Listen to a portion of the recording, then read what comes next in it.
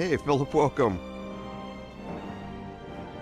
Yeah, you run into a bunch of different stuff down in the colony, and it's, it can be hard to navigate your way around your first time down there. But that's what the videos are for here, so you'll have a map after you're done.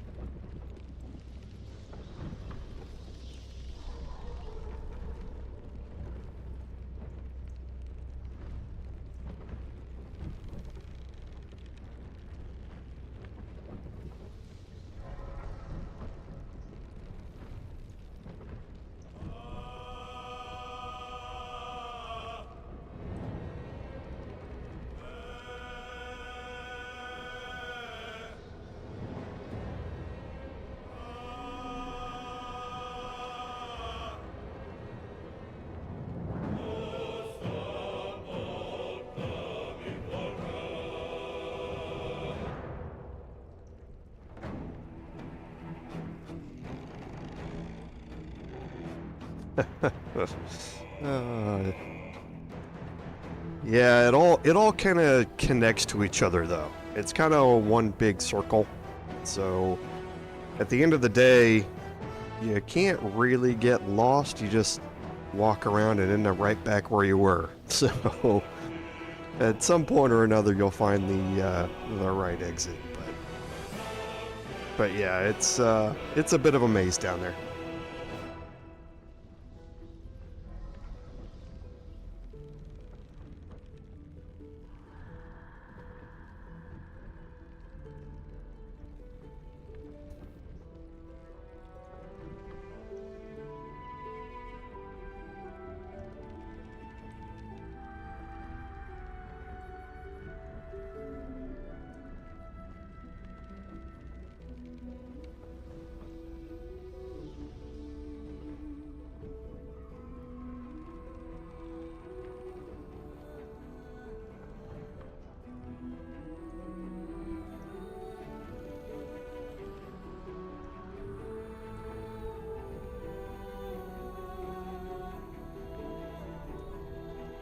Yeah.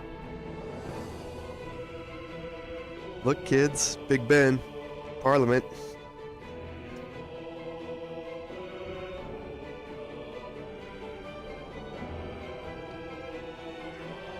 Again, I'm probably dating myself with that reference too. But going around in circles.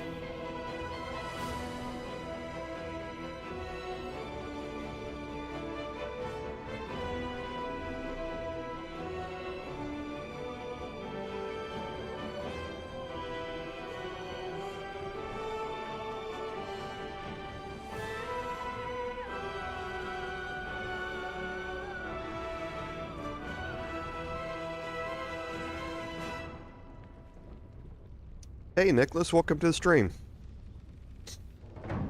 I'm doing good. I got a snow day off with no stream on Wednesday. It felt like I was skipping school. So yeah, it's been a good week.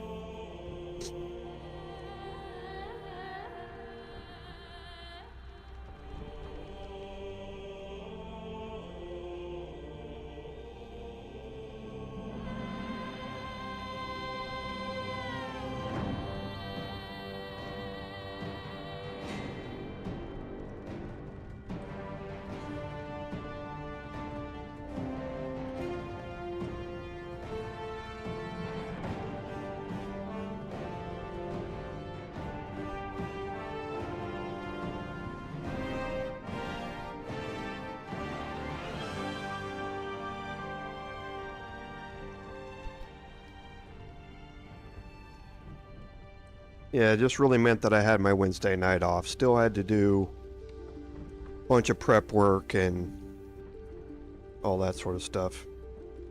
Hey there, Henry, welcome.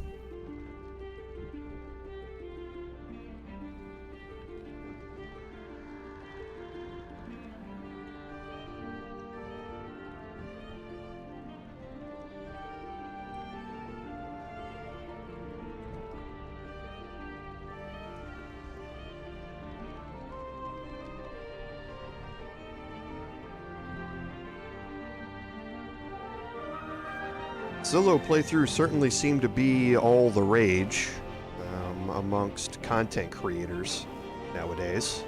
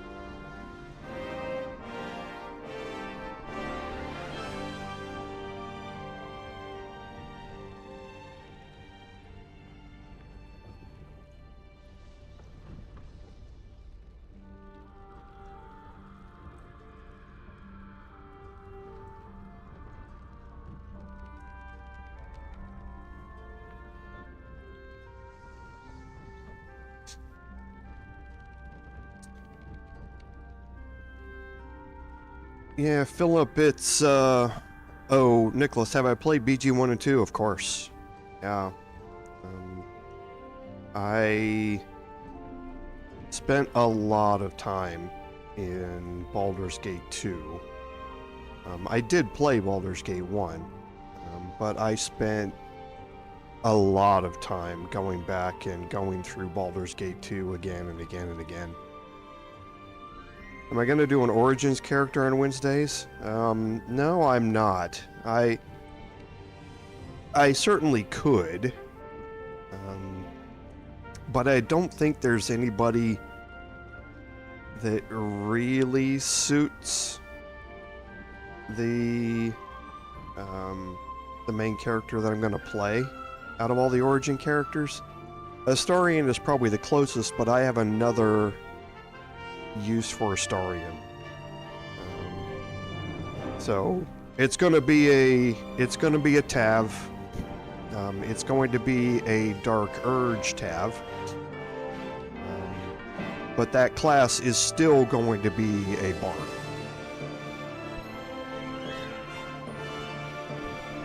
A Bard is just one of those things that is a must-have for an Honor Mode playthrough. Just because you're going to not see me do a lot of boss fights. You're going to see me try and talk my way out of a bunch of them. But I have another plan for Astarion, which will showcase the monk class. There's a reason that you go with Astarion for a monk build that goes into some spoilers I'm not going to get into in the end game.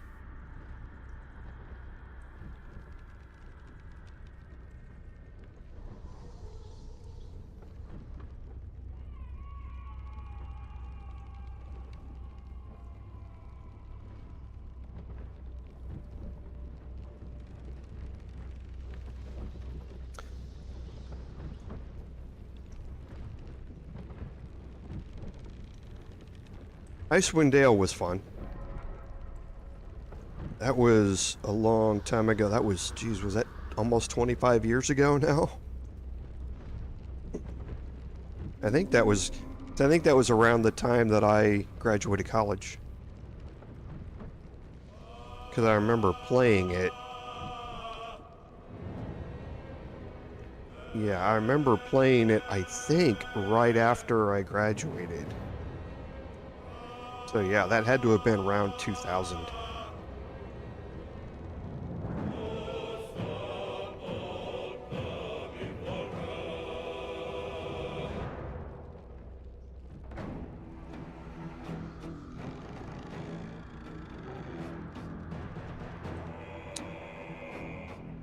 Yeah, Baldur's Gate 2 was a lot of fun for me.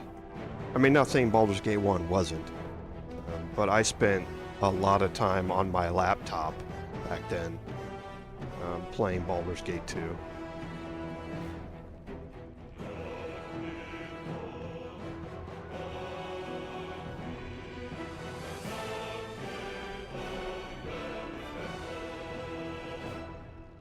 That game came on a whole lot of CDs, if I remember right.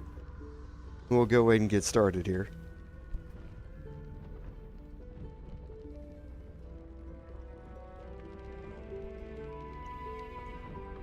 Welcome everyone to today's live stream, episode 37 of our Baldur's Gate 3 Bard gameplay series.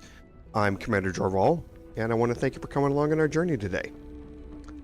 So, on some admin notes, the big note this week is that, again, as Larian is wont to do, they released a new hotfix. I believe this one was on Wednesday of this week, and it was released for all platforms.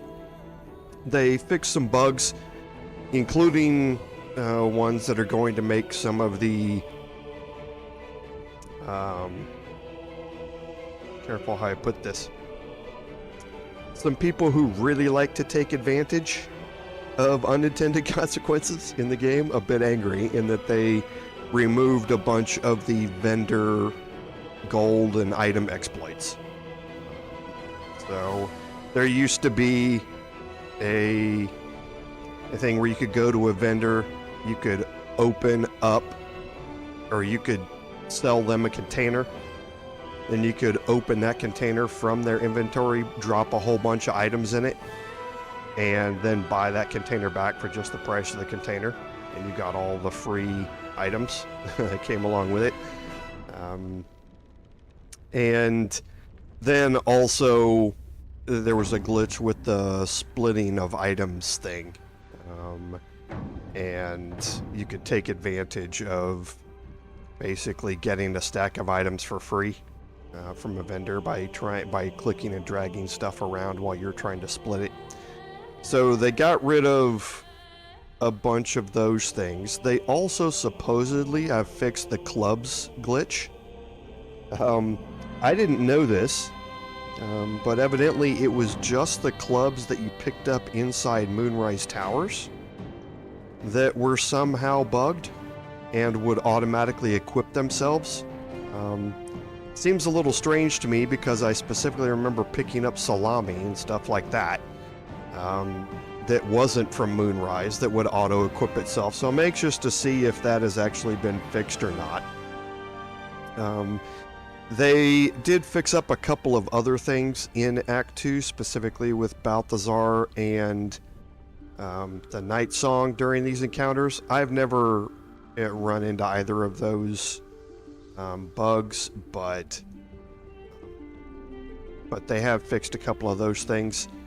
And then the last thing is that there was a bug that I had encountered in my personal playthrough where if you when you had raised the bullet using Glut and his spore resurrection, the bullet could glitch into the ground while you were in turn-based mode. And that happened to me quite a bit back when the bullet used to cause AoE damage whenever it did its brutal leap. And it would cause the entire Myrkul colony to go angry while you were trying to maneuver him through there. So you had to go into turn-based mode and carefully select where you wanted him to land and all that stuff. And there were a few times where that glitched him into the ground, and they've supposedly fixed that as well. So a smaller list today, but definitely a new hotfix that is out. It is out on all platforms as well, so make sure you go get that downloaded, get your game updated, so you're getting the most out of your gameplay. So On the next admin note, the channel had talked about the Wednesday live stream, and last week I had talked about how Dragon's Dogma 2 was unsuited to me streaming it for a few different reasons. One of those has been fixed in that they released a patch this week where you can now start a new game rather than having to disable your saves, manually delete your save files, remove the character editor, and all of that sort of stuff to start a new game if you just wanted to start over again. The dumbest thing ever from Capcom. They've added a new game feature. It's in there. It works. They've also done one thing to help alleviate some of the backlash over microtransactions, but it is still completely stock full of them. The one thing that you still can't do with it, though, is create multiple characters at the same time, because there's one save, well, there's 1.5 save files.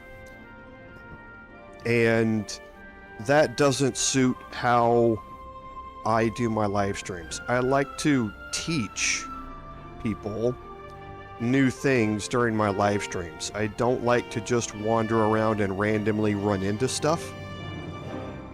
I like to give my viewers a more educational experience about things that they might have missed, or an order in which to do things to try and maximize what you get out of it, or things like that. And just running around randomly running into stuff and missing things and not doing things in the correct time or the correct order and that sort of stuff doesn't appeal to me, let alone whether it would appeal to my viewers. So I would have to have 2 playthroughs going. And I'm not going to buy 2 copies of the game just to be able to do that.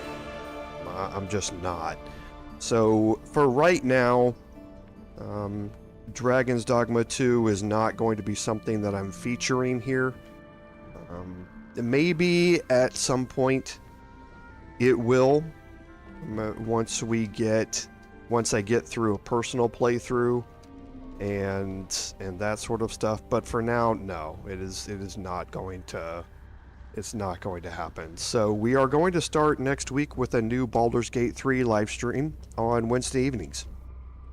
And that live stream is going to be a Dark Urge Bard build that I'm going to be doing. For an honor mode run, a Bard is a very, very useful character. For me, it's an essential character to have. And none of the other origin characters feel like a character I would like to rebuild around being a bard. But I do want to explore the Dark Urge with all of you and show how that goes and some quirks along with it. But I'm also going to show off a monk build, and for that I'm going to be respecking Astarion.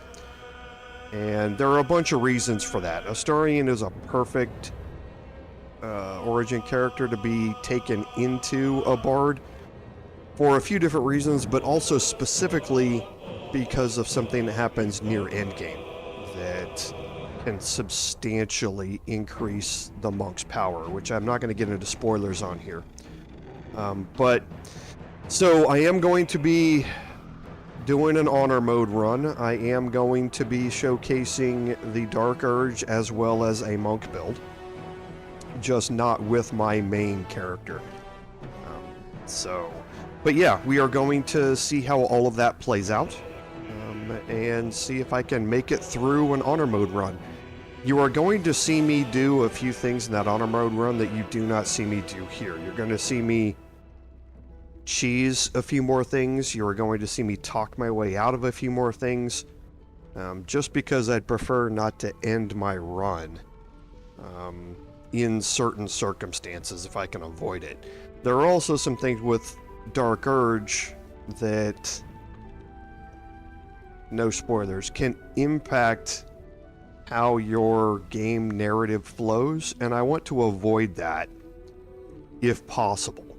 And you'll kind of see what that means as we go through the playthrough. So next week, tune in for a new live stream on Wednesday. I'll put a notice up in the community tab, and the about tab will have the time in it and what we're streaming, and we'll get a new honor mode live stream and see if I can make it through to the end. So I think that does it for our admin notes.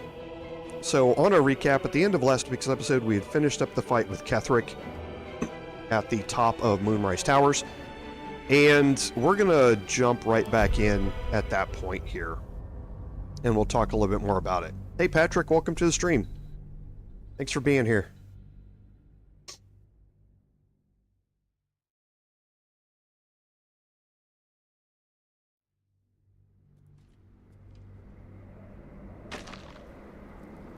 Okay, so here we are at the top of Moonrise. We had just finished the fight.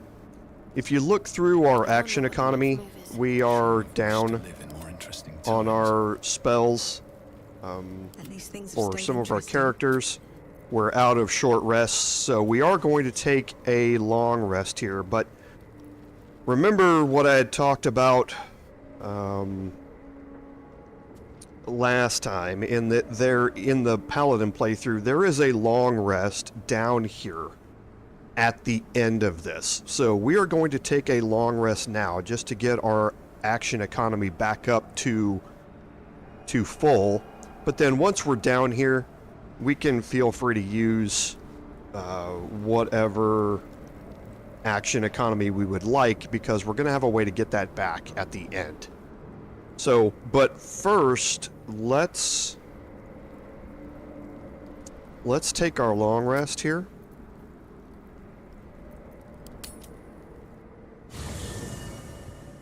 Because there's something else that we want to do during this long rest, and that's we want to change out Wyll for Gale here. Now, off stream, I respect Gale to be the same wizard spec as what we had, or what we have for Gale on the Paladin livestream. So he's all set up and ready to go. All he needs to do is enter the party. Greater pleasure. Which of our esteemed company am I stepping in for? Back in the thick of things at last. Oh, how exciting. Okay. And you can see Wyll is already outfitted. He has all of the particular items that I want him to have. We're going to also upgrade him a little bit here by doing something I should have done a long time ago.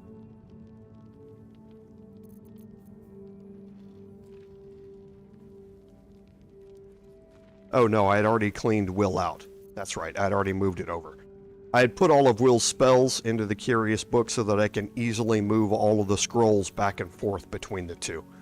So yes, Gale is all ready to go. I don't believe that we have any long rest conversations to have, but we'll go looking anyway here and see. Fate, dost thou require a new ally? No, we don't have anything there.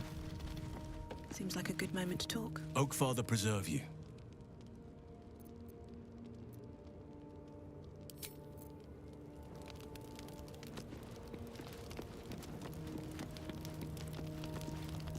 Hey, soldier.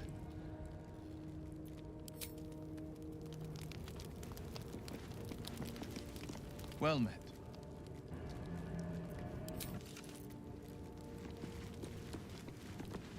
Okay, check our last couple here.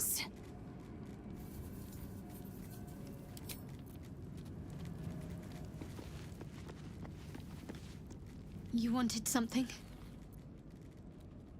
Okay, now. So we're all fine, so we're just going to... We'll check Astarion here. Ah, my favorite traveling companion. Before anything else, I need to know where it's happening.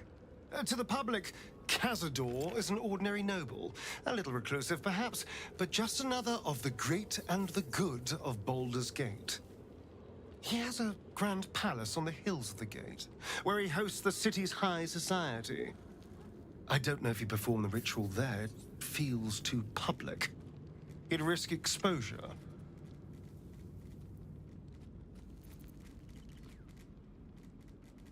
I know. Subtle, isn't it?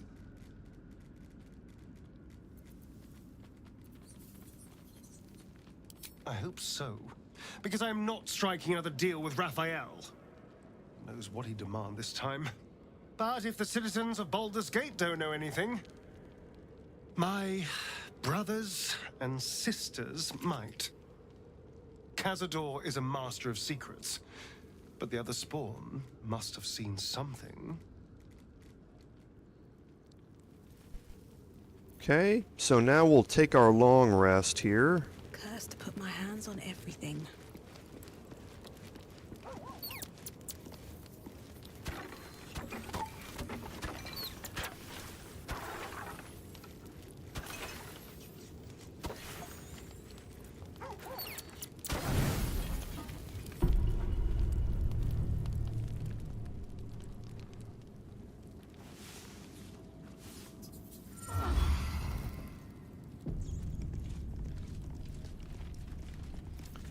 Okay, and we're just going to leave camp so we end up right back where we were. You seem to know a good deal about our condition, Gale.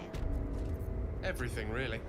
And we're going to make sure that we have all of our Humble specimen, aren't you? buffs ready to go here. On occasion.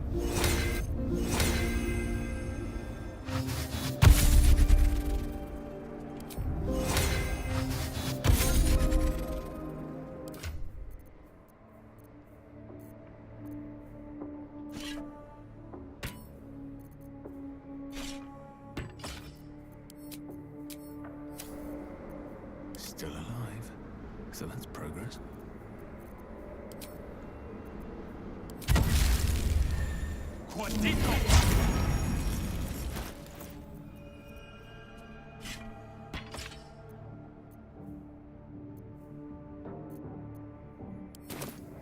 Shouldn't have wished to live in more interesting times. Okay, so we are all set up here to now enter the hollow tower over Swift as here. my feet can carry me.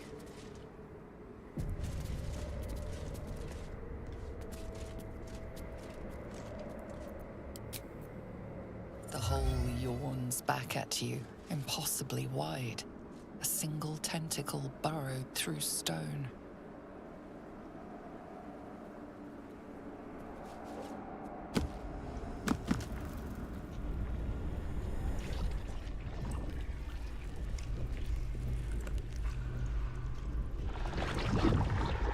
This must be where they harvest the tadpoles. We're close to the source of the infections. All of this, sitting beneath moonrise. For how long? And how deep does it go? Okay, so let's check out our journal here. So, the search for the Grand Duke is going to be updated as we go through this entire thing, and we're going to see him a little bit later on. And we do need to rescue Mizora's Zeriel's asset down here. Raphael told us all about the Rite of Ascension with Astarion, and we're going to learn more about that. And we have completed the Kill the Orthon quest. So now we're back here in the Illithid Colony. We got a glimpse of this earlier when we were exploring through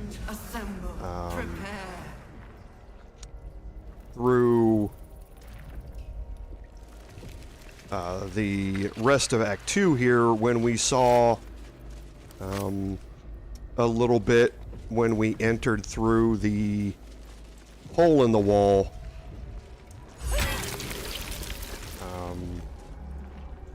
inside Moonrise Towers, up in the rafters.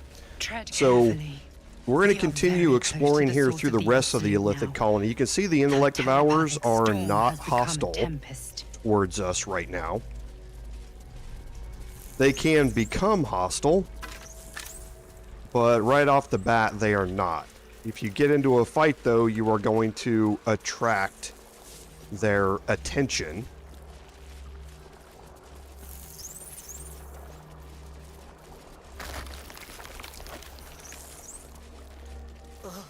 The stench. Okay, so here in this room you have Chop. On the other side of this wall over here, this is where we were in Moonrise Towers, looking through this wall here into this room.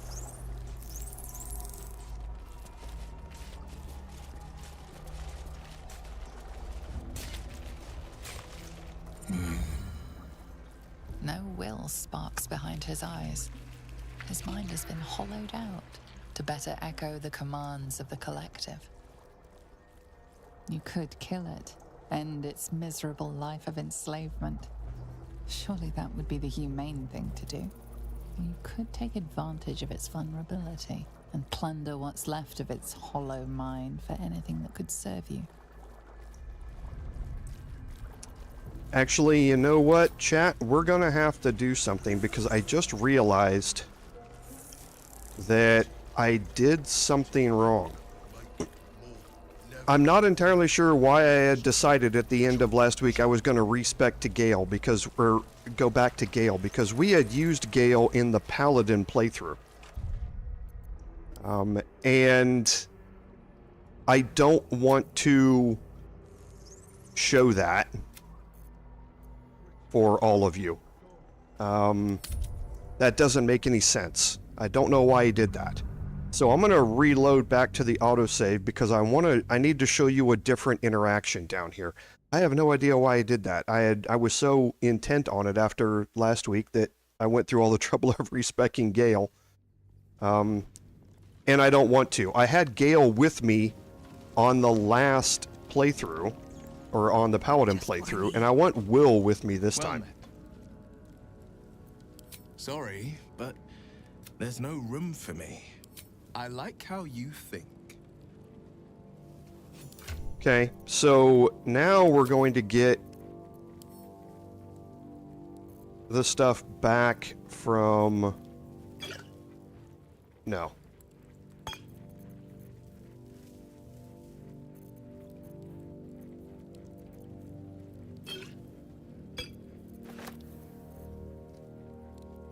Okay, now for the rest of it...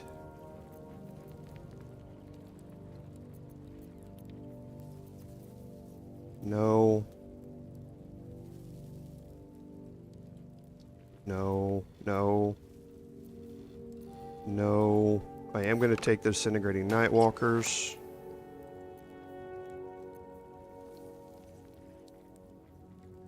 And the Callous Glow Ring. I'll leave the Darkfire Shortbow there. And yes, the rest of this is still fine. So, that's my fault, chat. But this should get us right back, and we won't have wasted much time here. So now we just need to get our buffs back, and we're ready to go again.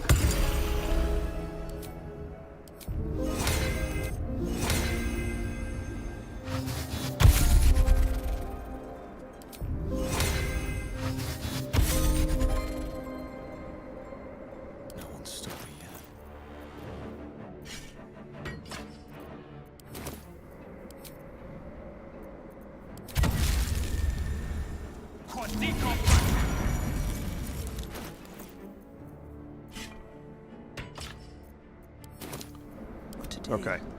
So now we're ready to go. Better not be cursed. Sorry about that. Yeah, I don't know why I was so caught up on that after last week. The hole yawns back We've at seen you, this. impossibly wide. This must be where they harvest the tadpoles. Yeah, and that's what I wanted Close to this- highlight. I wake wager that devil I meant to rescue somewhere near. Your father, too. If our fortunes are so kind. So first we get a dialogue down here. Wyll wants to be down here because of trying to find his father. And it's the same quest completions that we had previously. So now let's continue on this way.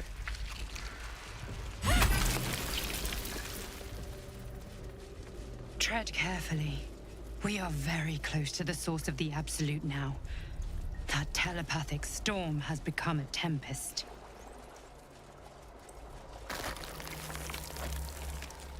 Now we'll go have the interaction with Chop. I wonder how many pilgrimages to Moonrise ended down here. No will sparks behind his eyes. His mind has been hollowed out to better echo the commands of the collective. You could kill it, end its miserable life of enslavement. Surely that would be the humane thing to do. You could take advantage of its vulnerability and plunder what's left of its hollow mind for anything that could serve you. Nursery. Here they become part of one mind. 4 little feet dancing to same song. With a lurch, you realize he means the intellect devourers. Here, the brains are harvested, made part of the hive mind. Chop, chop. Help them become.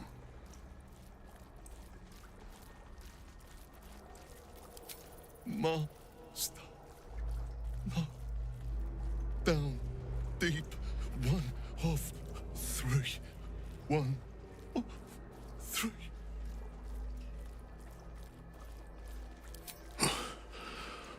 Yes. Yes. Please. Okay. So, the other thing that you're going to notice about this playthrough is that the cage here is empty. The reason the cage here is empty is because us died during the prologue of this playthrough on the Mind Flayer's ship. If us does not survive, he will not appear here in the cage. So that's one of the things that's different between the playthroughs, and it goes all the way back to the prologue, is that if you want us to stay alive, to be recruitable later, he needs to survive on the Nautiloid. This lake of blood again. It's even bigger up close. Pick to fight. The consequences are hardly surprising. Not for long.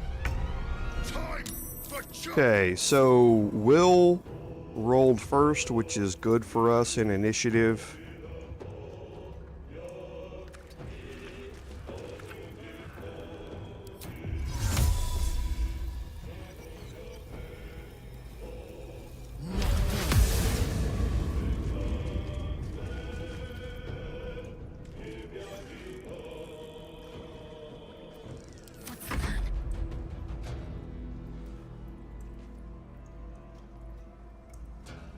Don't think she can reach him. Well, she might be able to. Down with you.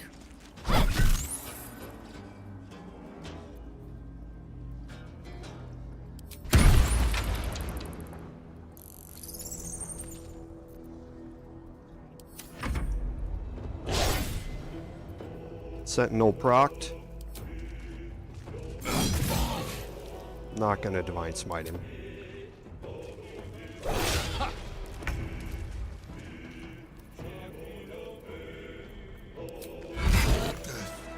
Okay, so now I have Executioner available. No more chop. Chop. I'm gonna kind of move this way so I can let her absorb all the attacks from the incoming intellect devourers.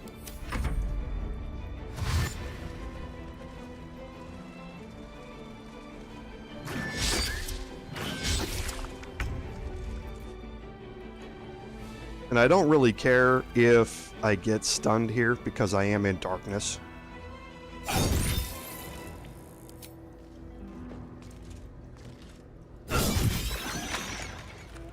Easy enough.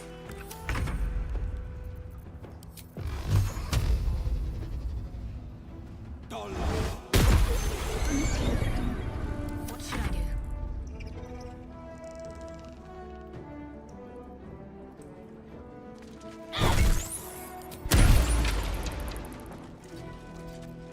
Come on. Can't stay idle.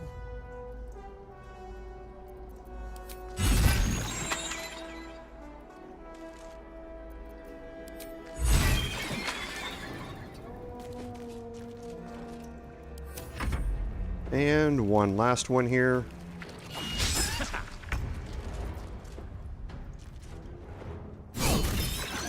Easy enough. Sharp as ever.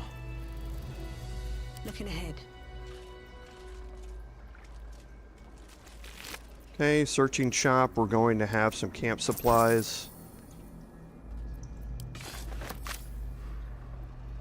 And we'll take all the Intellect Devourer Cerebellums that we can get for the Elixirs of Psychic Resistance. No traps, please. Which are going to become very, very useful in endgame. And I guess could possibly be useful here, down here as well. All of this stuff that's laying around, we are definitely going to pick up. Better fetch that. The moment comes. The absolute knows.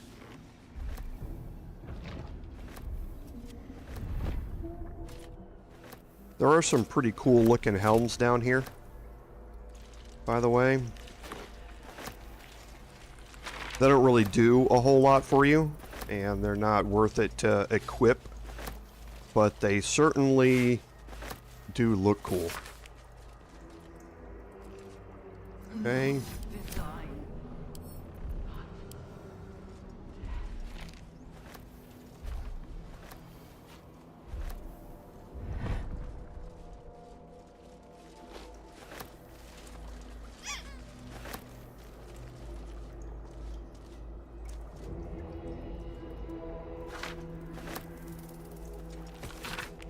Hey Chippy, welcome to the stream. Okay, so Chop writing a letter to the Absolute with his childlike mind. Baldur's Gate will know my desire. I've got a long road ahead. Okay, so we relieved, Need to find a way we forward. basically rescued Chop by relieving him of his duties down here. And for this room, we're going to move back. Put everybody in hiding. We're going to break the group.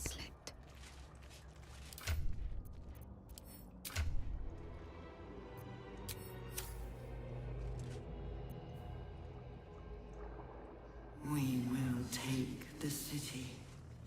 Every soul made true. And open up this door. Now this door is going to lead you into a room that has a ton of undead into it. And Time to press ahead. just like I always do, I want to take advantage of this. So there are a couple of winged horrors. Now remember, winged horrors, their claw ability can paralyze you. So keep that in mind while you're going through this or getting ready for this. And what you can do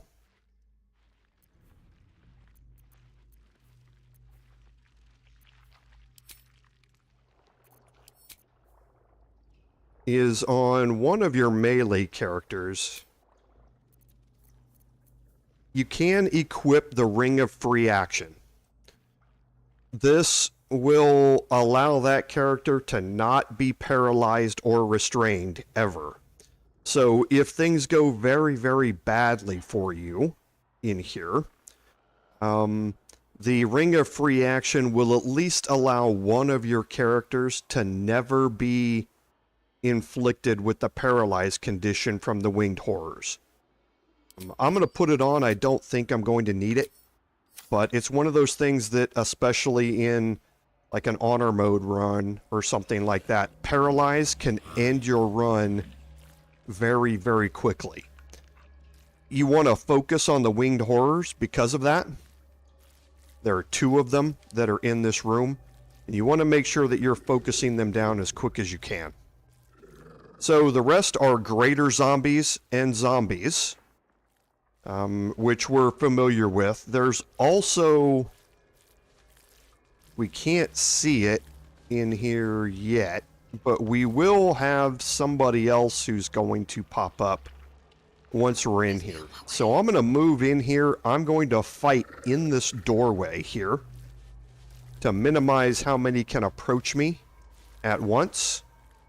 And I'm going to go ahead and start this fight off here and see where I roll an initiative.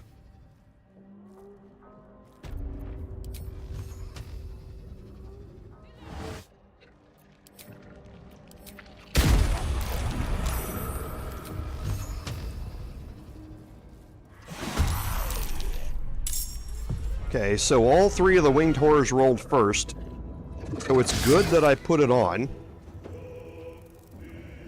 because they're all going to fly up near me and try and attack me. I have a really high armor class, so they might not hit. Oh, so there's 4 Winged Horrors. I forgot there's 2 at the back.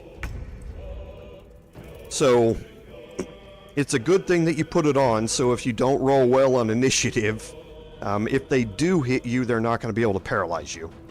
And you see that we also have a Death Shepherd in here. Now, the other thing to know about all of these enemies is that they have dark vision. Some of them do. Most of them do. But they do not have the ability to see in magical darkness. Okay, which is going to become a problem for them. Quiet as a moonbeam.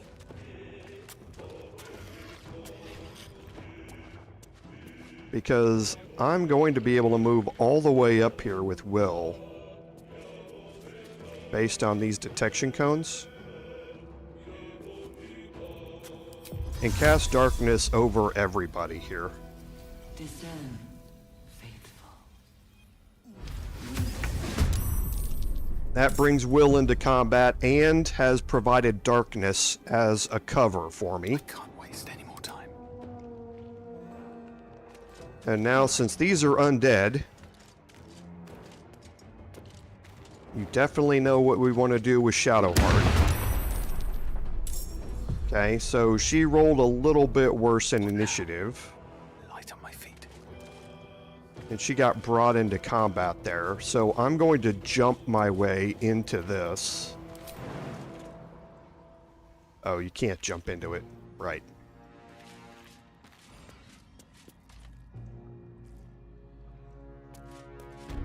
Okay, and now in here, I do not want to worry about being being stunned. So I'm going to bonus action here, Form of Artifice, and now go after the Winged Horrors. I am going to Divine Smite. This one, no. I can use a level 1 on that. Okay. Now, what's going to happen is that this next Winged Horror... Where is it? Way out there? Okay, so it's not going to be able to reach me. That's good.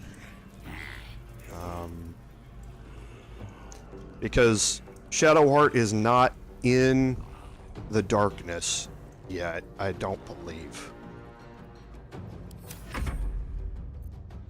Okay, so for Wyll... Definitely going to get rid of that Winged Horror.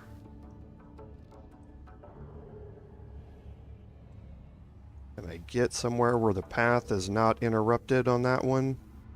I can't. Okay, I missed 2 80%ers. Nice. It's gonna dash and should use a free action fly. Okay, now Shadowheart's here, and we want to move Shadowheart. Actually wanted to move her closer than that because she is now going to cast Spirit Guardians here.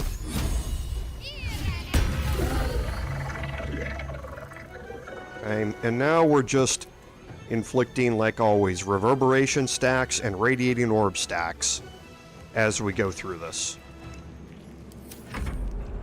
We should get a whole bunch of dashes here. The Death Shepherd is going to raise more undead, which is perfectly fine. We should just get a whole bunch of dashes here, though, with everybody trying to approach Shadowheart. And I want to move up here so that I can trigger Sentinel.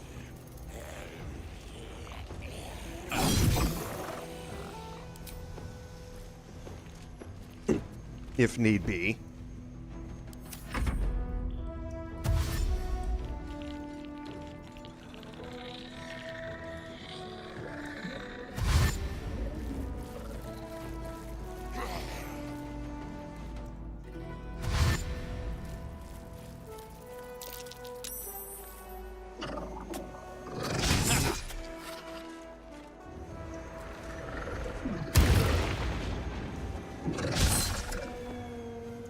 Okay, so he did hit me, but again, I'm not going to get the paralyze, and it did proc Sentinel.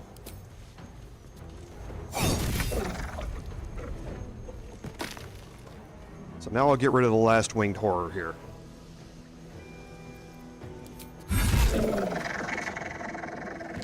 So that's going to free me up quite a bit, and not worrying about my other characters getting paralyzed here.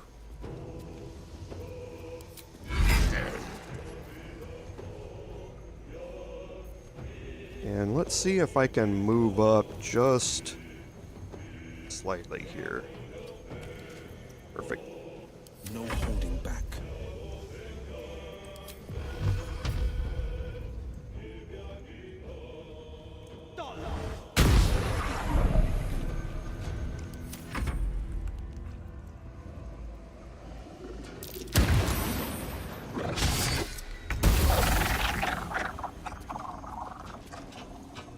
That becomes a problem.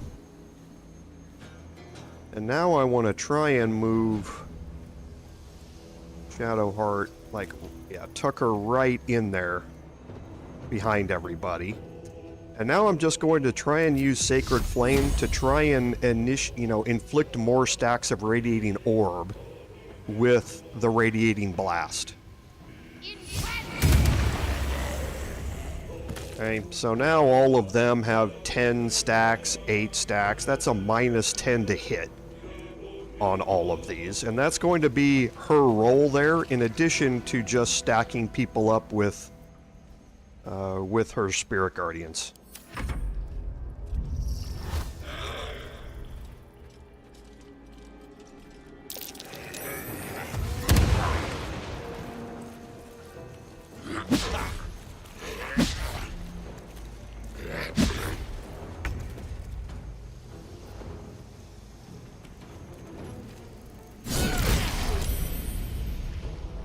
Ooh, that was a big hit.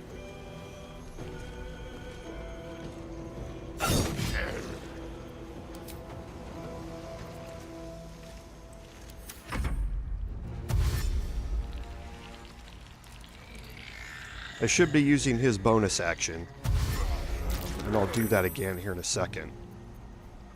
Okay, sure. I'll take the opportunity attack. Roll to crit.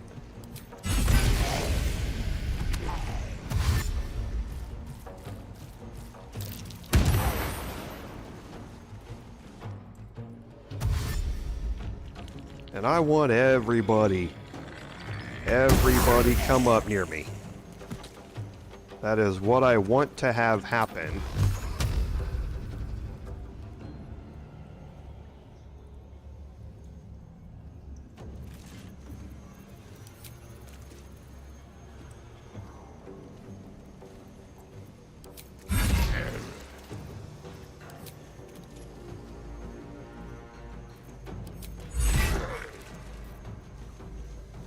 This is my time.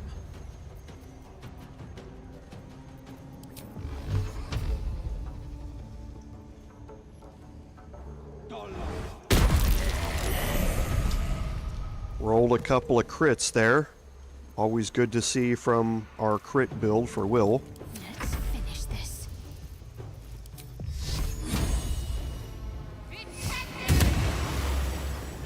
More radiating orb stacks. Come on in.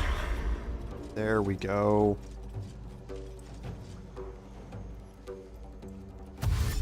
The more the merrier. Okay. Made an attack against Shadowheart, missed. That stacked more radiating orb and more reverberation and knocked him plumb out.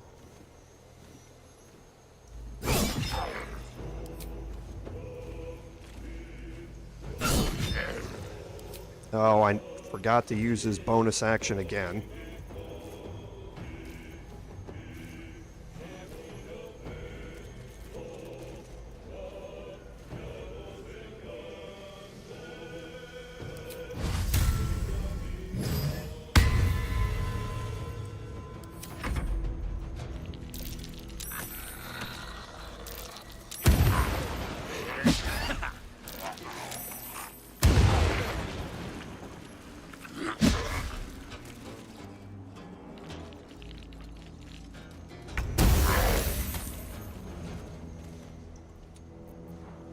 Okay, so we have any greater zombies left? We have one left here.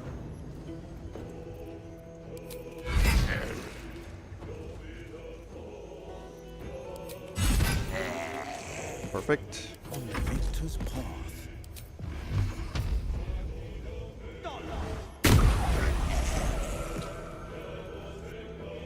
I'm ready.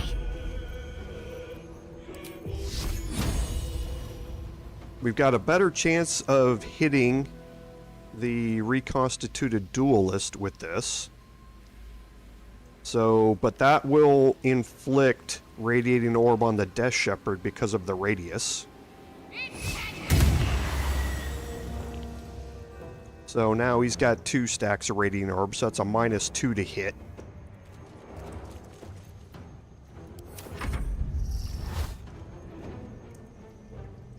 Okay, I'm not too worried about him resurrecting more zombies.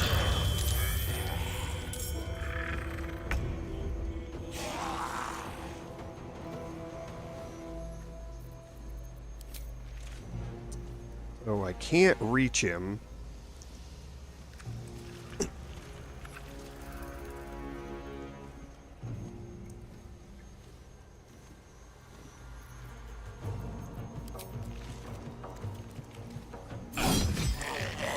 I can if I move up slightly. I'm just trying not to.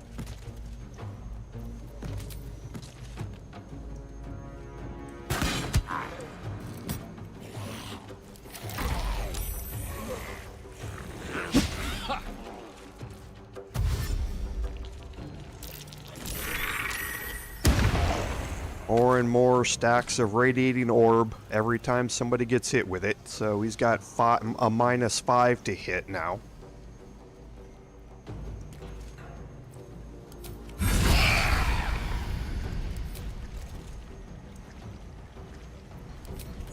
That should be all of his additional hit points. This is my time. If we got another crit, we did. Nice. Concentrate.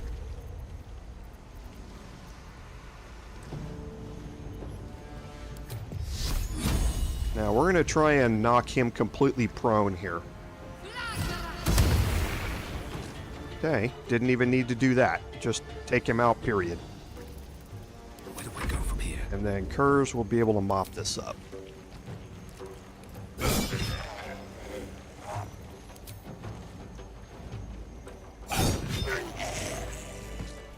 Defender of the people. Easy peasy. All right. What now? Okay, so we'll do all the searching here. You're not going to find hardly anything. on these enemies here.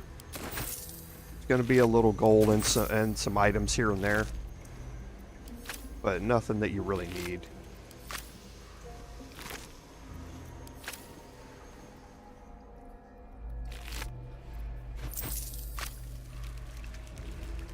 The moment comes. The absolute knows.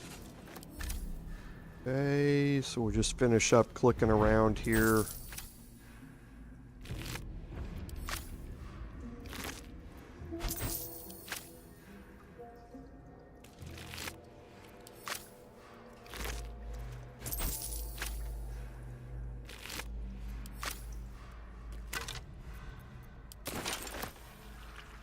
Okay. Design. So that's it. Alright. All's well that ends. Not as bad as it could. And now we enter into this room here. So this room has a few things going on with it. Breathe deep and move. First, we have another exit leading out this way.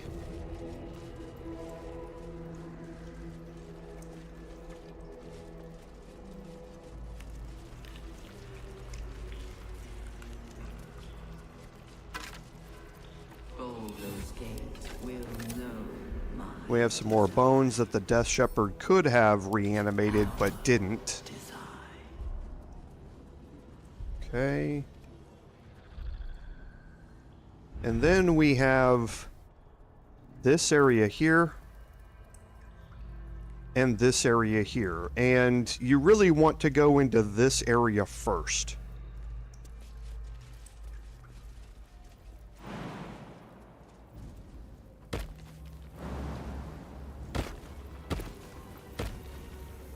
We will take the city. Okay, and the reason for it is the interaction that you have here with this pedestal. As the console bursts into life, a mind touches your own. Alien and full of desperate need, but fragmented too. It is incomplete. It yearns to connect, but needs you to guide the process, linking each part of your mind to its like.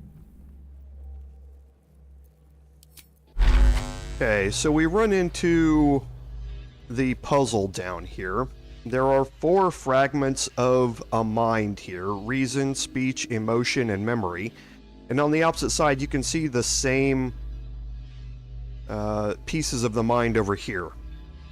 The goal is to connect the reason to the reason using these nodes that are here. And you cannot cross 2 different paths through the same node. Okay, so they all need to take their own independent ways to get to the other side that do not overlap each other. And the way to start this is to start with the sections where you only have one option on where you can go.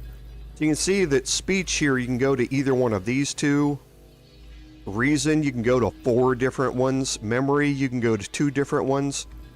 But emotion down here can only go to 1 node. So we're going to click emotion. Then we're going to click that node. Okay. And to exit out, you just click the same node where you were previously, and it will exit you out, and you can click on another mind. So now from that node, we can go to 4 or 5 different locations. So now we can look at our others, and you can see that memory used to be able to go to 2 nodes, here and here, but it doesn't. It can now only go to 1 because emotion is taking this one. So we know that memory has to go here. And now from that spot, we know it can only go 1 spot. It can only go here. Right? Now from there, it can go multiple ways. So now we can start looking at what other options we have. So and this is where you kind of start to see where things might progress a little bit. Because memory is on the right side here, but it's on the left side over here. So you can see that memory needs to cross over, right? So from this node, it's probably not going to go back over here. It probably needs to go here.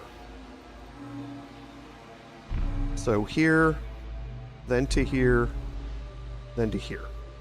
Okay, so now memory is connected all the way through. And it starts to eliminate other pathways that you can go. Okay, so speech is here on the left side. Speech is on the right side over here. And if you work backward, you can see speech has to go here, and it has to go here to this node. So now you can see that speech has a direct access here. Speech has a direct access to this node here, so I'm going to take speech, go up to here, here, here, and here. And now from this point, I'm going to exit out. If we look at emotion, so emotion has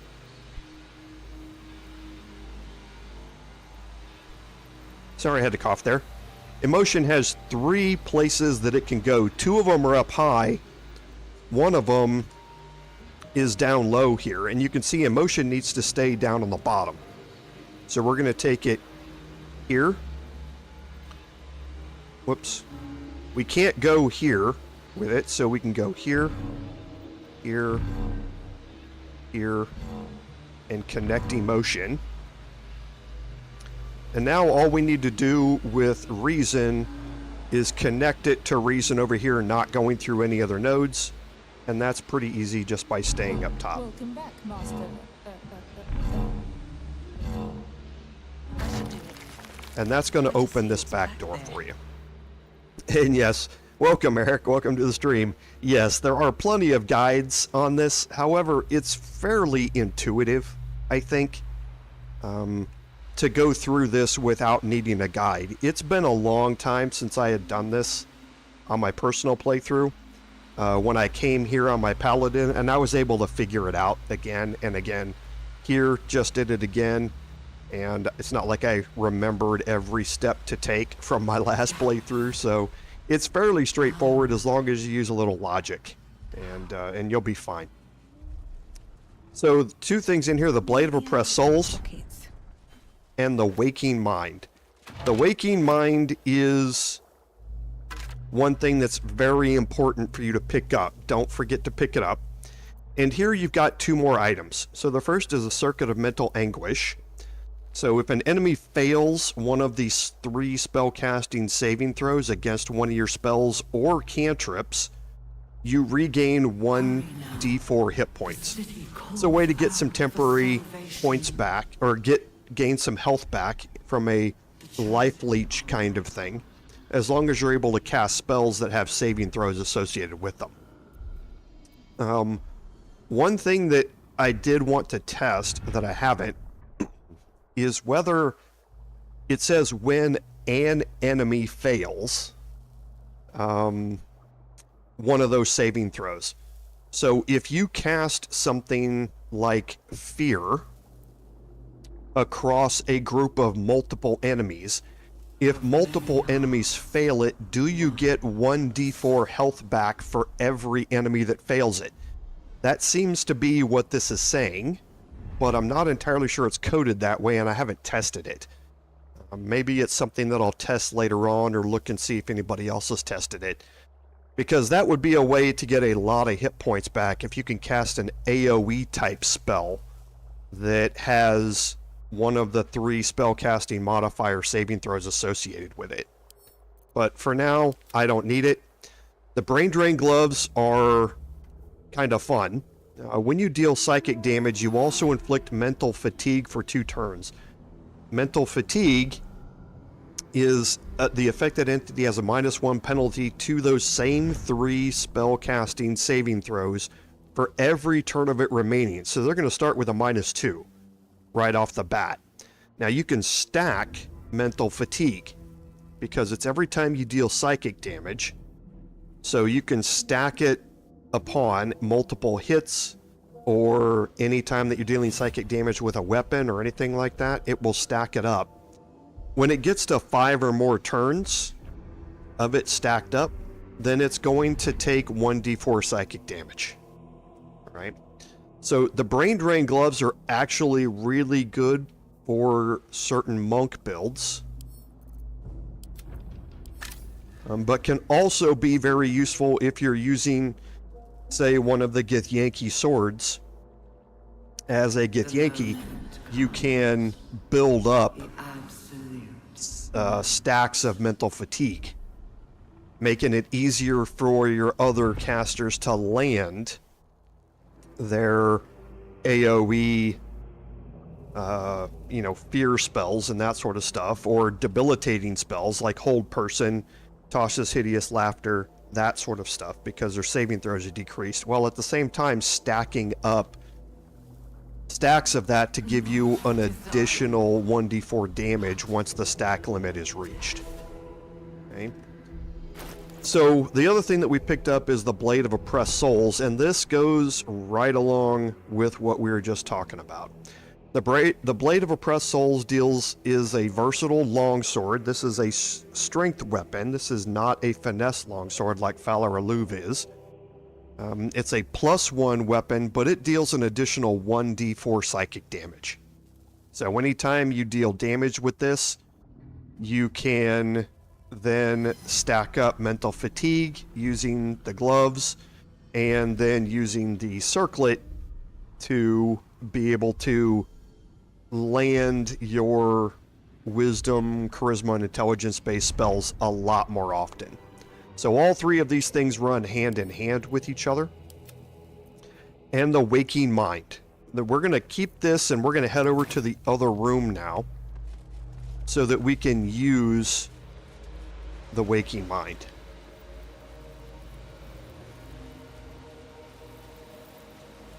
We will take the city, every soul made true.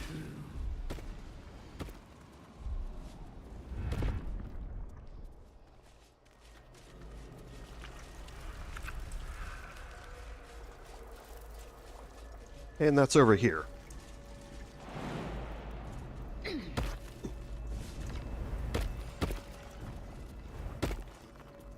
There is a skeleton over here you can search.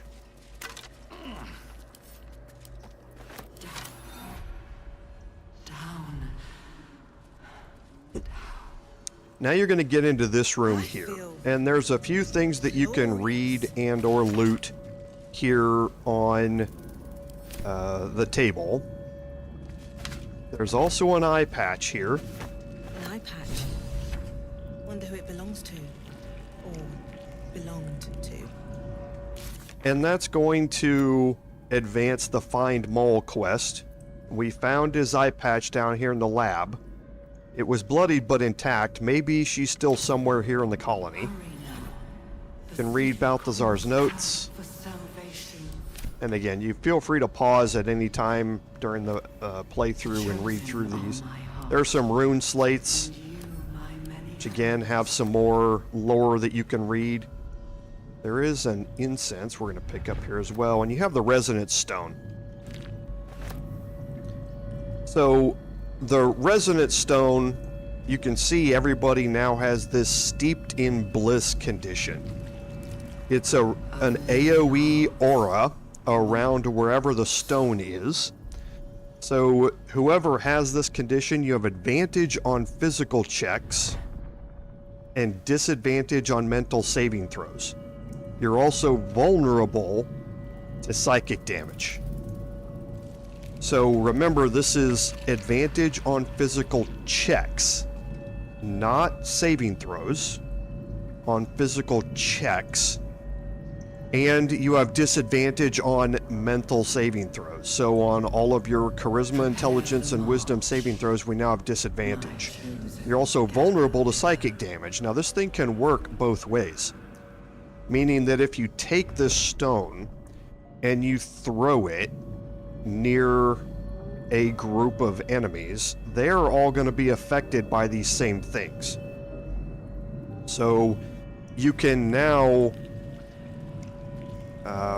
inflict psychic damage on them, and that psychic damage is going to be doubled. And if you can do that from range so that you're not within the range of this, better, you know, all the more better. It's fairly situational. I don't tend to utilize it, but I do keep it around in storage just to be on the safe side. Now, we do have a large cook pot back here, which sometimes has something in it, sometimes it doesn't. And we do have a chest. Anything of use?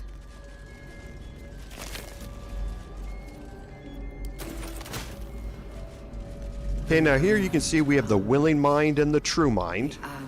There are 2 minds that you picked up in the prologue from the Nautiloid. There are 2 minds here in this room. There's the waking mind, which we just picked up, and there are 2 more minds which are scattered throughout the Illithid Colony here that you can pick up. You can insert all of them into the Mind Archive interface and talk to the slack-skinned head and learn some more things. It's all lore for 6 of them. However, there is a the 7th that we just picked up, which has a benefit, and that's the waking mind. So we're going to insert that, and then we're going to talk to the slack-skinned head. And you need to talk to the slack-skinned head with whoever you want to receive this permanent buff. It's a 1-person only permanent buff, and I'm going to put it on my main character here. Fine bones, sharp jaw, some variety of elf. Pretty enough for a flesh prison, if not the noble Githzerai features I was born with. The monk-like Githzerai, sibling race to the warrior Githyanki. Their contempt for one another is eclipsed only by their shared hatred of the Illithids. I'd guess you're no willing guest of the gate either. Perhaps we might aid one another. Warriors of the mind. Oh, there's some physical prowess involved, but the battlefield on which we truly fight the gate is their own. My order taught a psionic technique much feared by the gate. They destroyed us for it, and kept me as a trophy. I never broke, but I've spent all these centuries awake, aware. So here is my offer. Use your tadpole, erase me, and I will pass my technique on to you.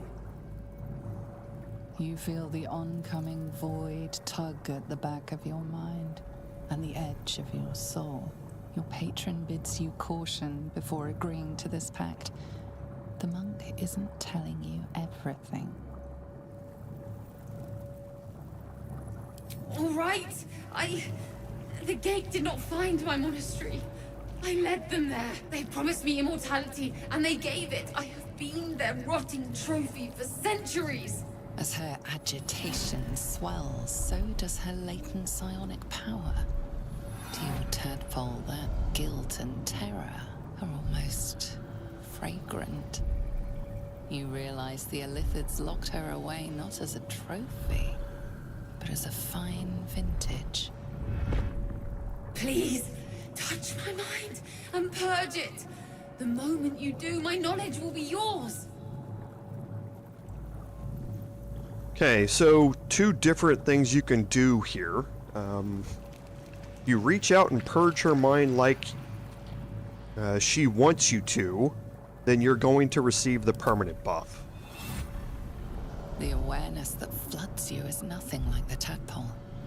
It is tentative, and tinged with the loneliness of eons. It fades beneath your touch, but you feel something left behind. A fragment. It is only knowledge yet, without comprehension. But when you use it, you will see. And I see.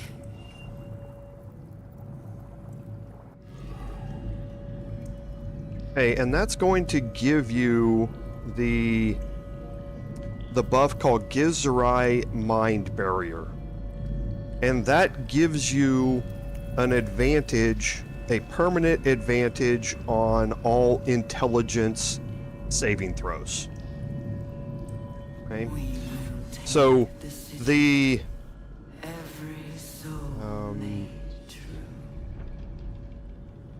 you get nothing. Let me rephrase that. The consume mind option is an option for an evil type of playthrough. And you will get approval or disapproval from some of your party members depending upon who it is. The buff is only available based upon choosing to purge, and you get it for just one person here. So having advantage on intelligence saving throws is a benefit. Intelligence saving throws in the game are not nearly as common as wisdom saving throws, but there are times when it's going to be useful, and you will see a bit more of that when we get into Act 3, especially when we're dealing with somebody very specific. Okay, so now looking at our map, you can see where we came in was here, made our way into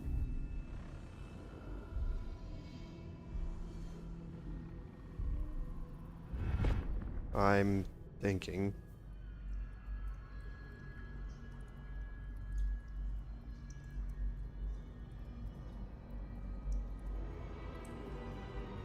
Yes, made our way in. Okay. So yeah, you can see that this was, I was looking at, it was confusing me. This is in Moonrise Towers. This is where we were a long time ago. This is Chop's room here. Came in here, went into Chop's room, went into the laboratory here, did these two rooms here.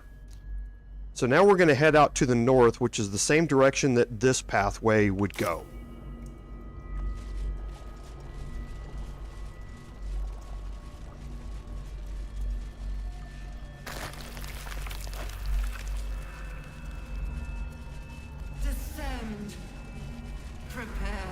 And the first junction we come to is going to take us these two ways here.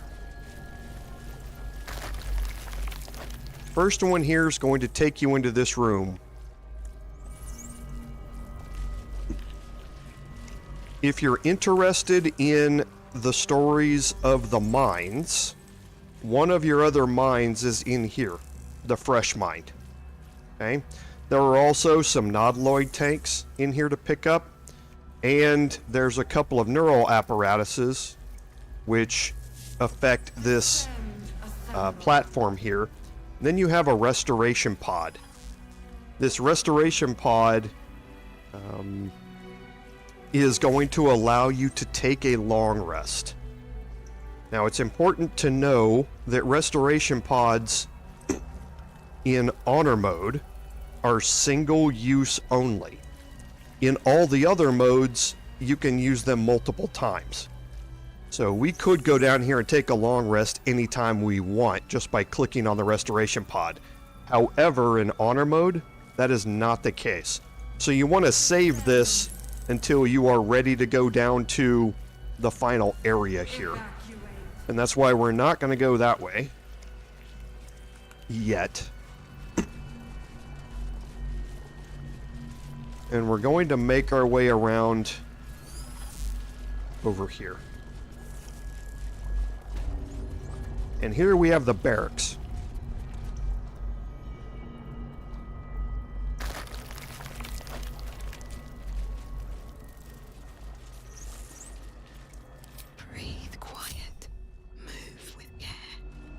One day I'll catch a break.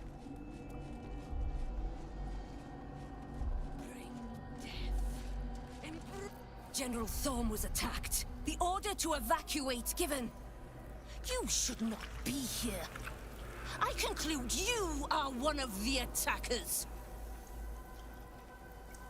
Okay, we have a deception option here.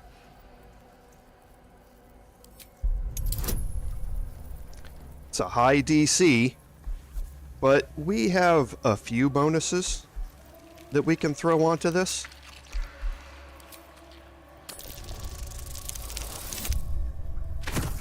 I tried to fail it.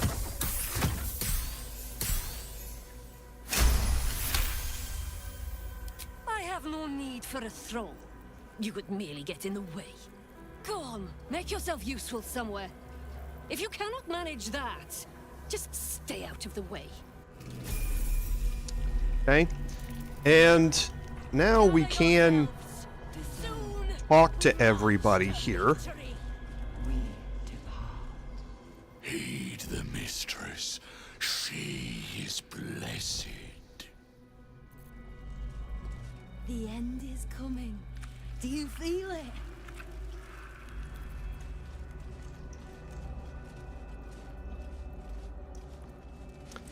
And there's the closed mind over here that you can take. I want to have a word. May death claim you soon.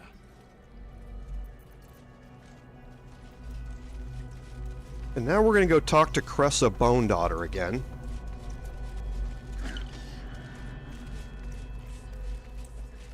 You are on sanctified ground. Speak only if you must. We have a persuasion option here. It's a high DC. And I forgot to bring my party back together. Tried to fail it again. It is not my blessing. I am merely a vessel for our Lord Myrkul's will. His shadow falls across you. Go forth and reap. Okay, and now you get another buff called Myrkul's Gift.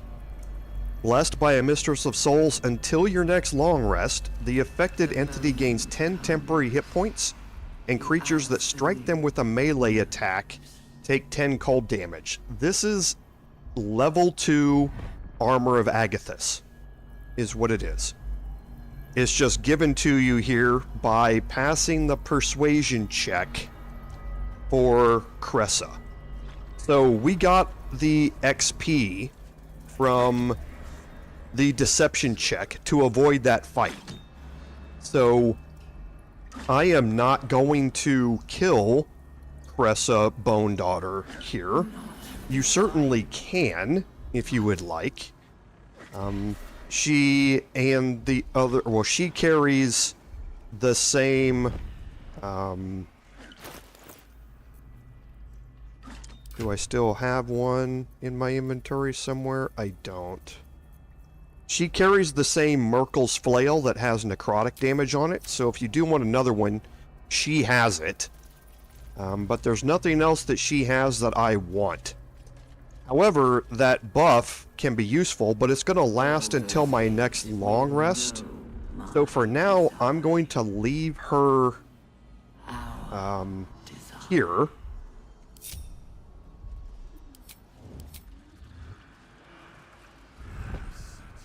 And I'm going to see if the restoration pod removes Myrkul's Gift or anything when I go down there, because it acts like a long rest. I don't think it does, but if it does remove it, then I want to be able to come back here and get it again from her. And then once I've got it, if I feel like killing her, then I certainly can. Now, the other thing about this is that you can do this with any other character as well. You are on sanctified ground. Speak only if you must. And once you've passed that persuasion check the first time, you do not have to pass it again. It is not my blessing, true soul. I am merely a vessel for our Lord Myrkul's will. His shadow falls across you. Go forth and reap. All's well that ends. Not as bad as it could have. You are on sanctified ground. It is... What am I to do? I'd better do the talking. You are on sanctified. It is... Okay, so now everybody has 10 additional temporary hit points and Armor of Agathis. No time to rest. So it's a good buff to have for Time to press ahead. your characters, especially when you are getting ready to go into the next fight that we're going to have. And I'm going to leave this room pretty much untouched for now. I'm going to come back to this room, like I say, right before the final fight. I'm going to come back to it. But I don't want to go pick something up and anger everybody right now. I want to just leave it as it is, and I'll come back to it later, because I don't want to lose this additional buff. Okay, so we did get enough to level up here, and we definitely want to do that before we go into the next major encounter.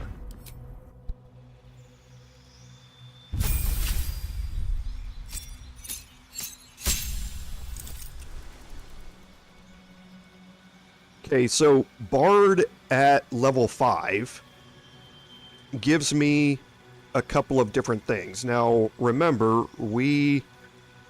our Font of Inspiration means that we're going to regain all of our Bardic Inspirations after a short rest now. It's not just over a long rest, which means we can use all of our Bard abilities that go along with it a lot more often. Our Bardic Inspiration now improves from 1d6 to 1d8, which is nice. And we are definitely done with Warlock. We are now entirely on to Bard.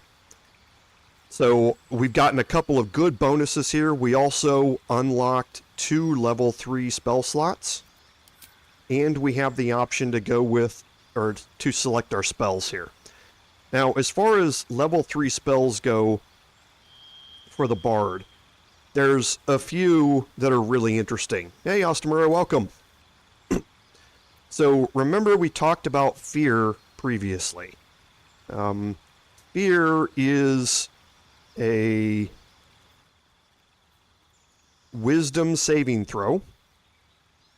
And it basically is the same thing as being frightened, in that you have disadvantage on ability checks and attack rolls. However, the other thing that goes along with it is that instead of being locked in place, you have to run away. Okay? Now, until you pass that saving throw. Now, the other thing about this is that it's in a 9-meter radius around you, and any entity that can see you has to pass that check. So if you have given people negatives to their wisdom saving throw number, fear can be a good way to take the pressure off, so to speak, in allowing or making some enemies run away to allow you to focus on just those who haven't passed that saving throw. So fear can actually be really quite useful in a lot of situations, especially against humanoids who aren't going to be immune to it. Glyph of Warding is always good. It's a really large AoE, and you can pick which type of glyph you want to throw down. And so you can cater the type of damage it's going to do to the enemies that you're going after. Hypnotic Pattern is a charming spell, basically. They can't take actions, bonus actions, or reactions anywhere that people can see that pattern. Now, you can cast that pattern out to 18 meters away, and they will become immobilized when they see it. They can't attack, they can't move, they can't act in any way. Now, if you help them or damage them, then the effect is going to be removed. But it can be another great way to crowd control an area and allow you to deal with fewer enemies at a time. This and Fear aren't really useful as much now, but in some of the boss fights that you are going to get into later on in Act 3, they can become extraordinarily useful for crowd control. On that same basic note, you have plant growth. Now, plant growth does not require concentration. It does a large 6-meter area. You can cast it up to 18 meters away, and it lasts for 10 turns. And their movement speed of anybody moving through it is quartered. Not halved, but quartered. Which means if they're not capable of teleporting out of it or flying out of it, they're going to be in it a long time. You stack plant growth on top of Hunger of Hadar, they're going to be stuck in that hunger for a very, very long time. You combine that with pushing attacks and repelling blast, and you can literally keep enemies inside the Hunger of Hadar until they die. And it doesn't matter how many hit points they have. So it's incredibly useful.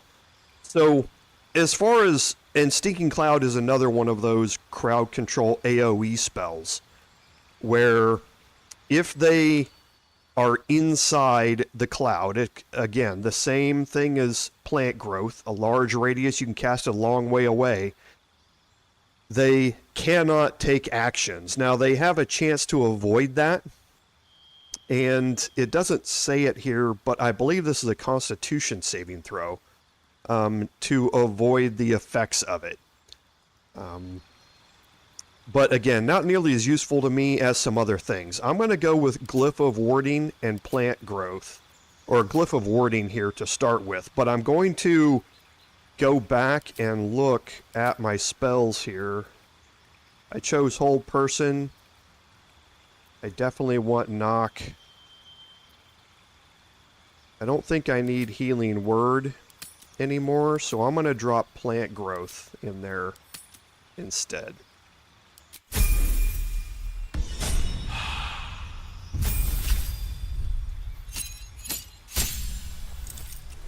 Okay, so level 10 for Cleric, you get Divine Intervention. Divine Intervention can be used one time per playthrough, and that's it. However, there is a way to get around this, and that's with your hirelings. Once you reach level 10, and you get access to Divine Intervention, your hirelings can now level up to level 10 as well. So you can hire the cleric, hireling, level her up to straight level 10, not even caring about any of the options you pick until you get Divine Intervention. And then you can cast Divine Intervention using your hireling to get some of the other bonuses that go along with it.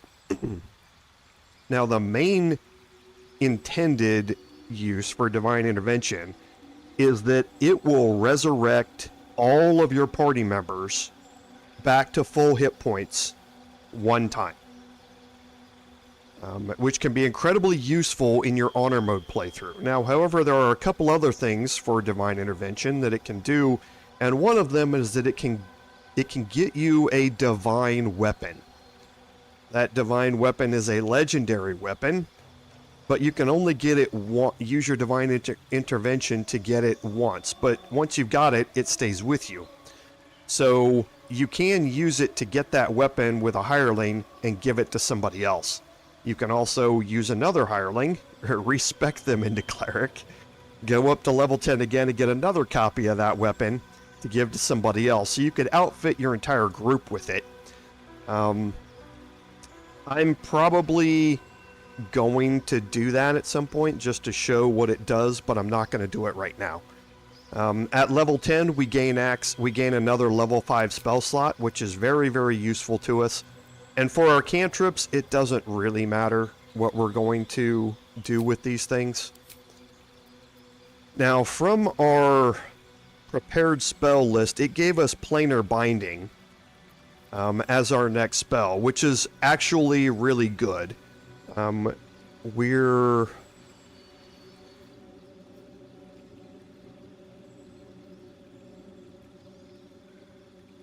That's interesting. I've never tried this. I'm going to keep Planar Binding active here. I'm interested to know if that's going to work. It should work, what I'm thinking, but I don't know if it's going to or not.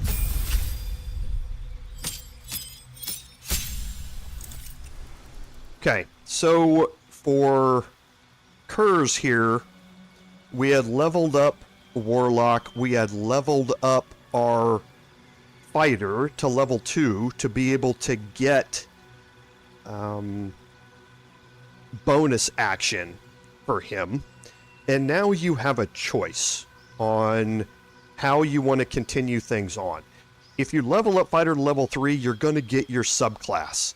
And having Battlemaster maneuvers is very, very nice for a Paladin to have.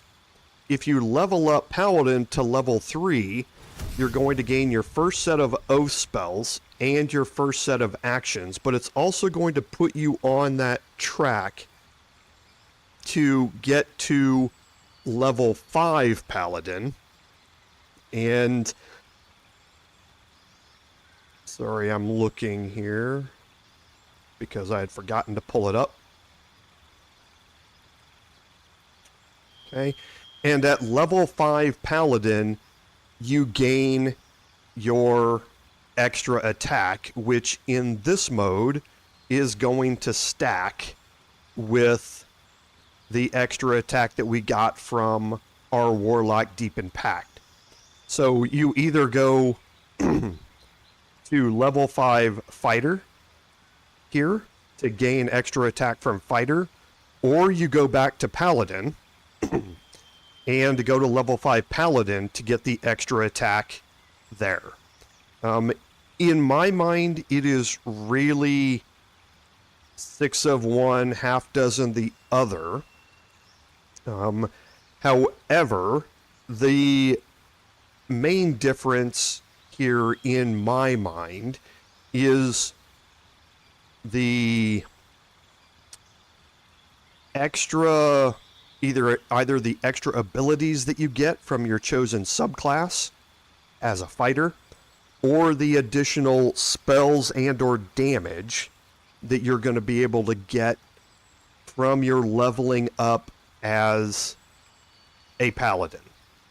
So in my mind here, I'm just going to keep leveling up paladin. I'm going to be able to choose my feat at level 4. I'm going to gain an additional spell slot at level 4 here. And I think that, boy, I'm doing this. I'm doing it this way in my paladin playthrough, though. So I'm wondering now if I should change what I was going to do to go fighter here instead. With this one. What do you think, chat? Should I go fighter here with this paladin and paladin with my other one on the paladin playthrough? I think I will do something different, just in the sake of being different here. So we'll go with fighter instead. We'll level fighter up to level 5 here, which is going to get us basically the same things. It's just going to be able to get us the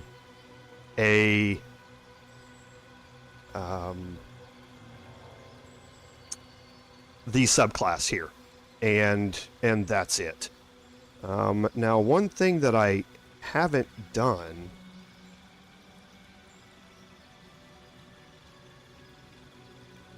I'm looking at something.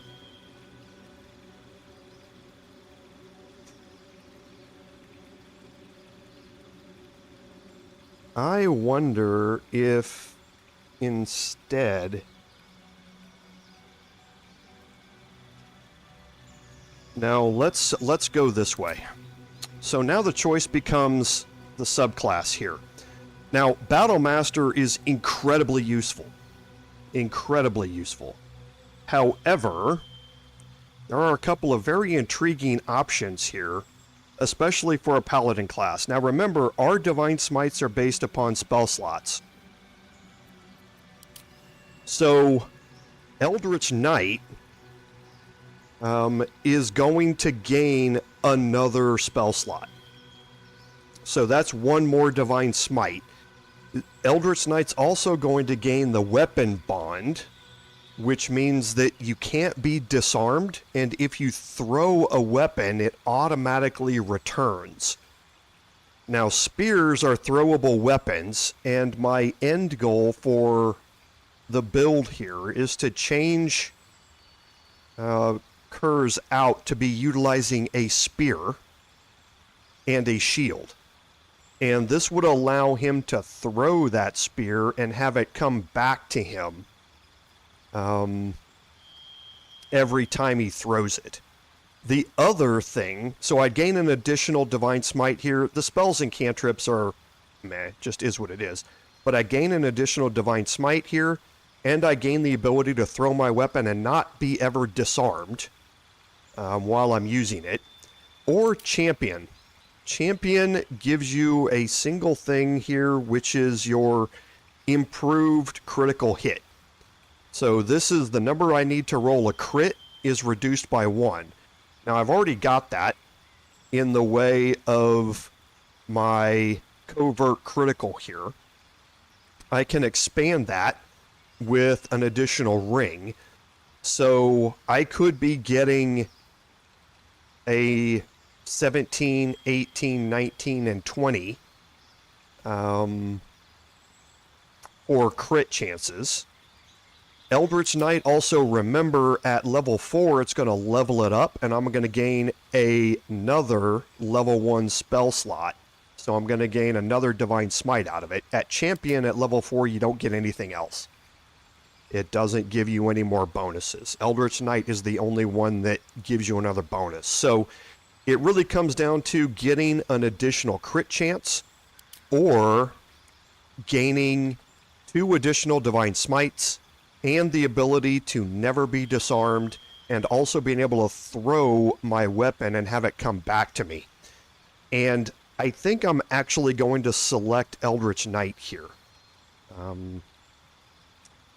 I think having the 2 additional Divine Smites, even at level 1, are still very, very useful. And since the end build of this is going to be using a spear, I think that would give me options to be able to throw that spear and have it automatically come back.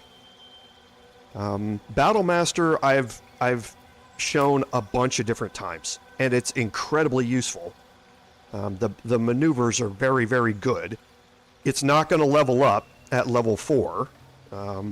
It's not going to give me anything.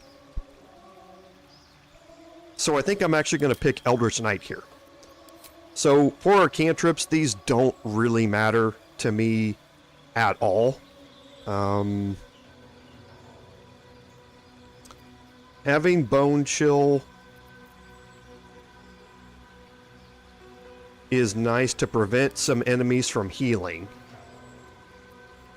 And having another cast of friends from somebody else could be situationally useful, but I don't really think so.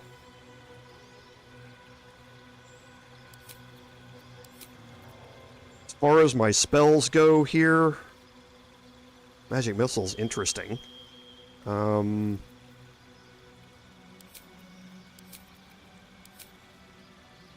now for my expanded spell slot here.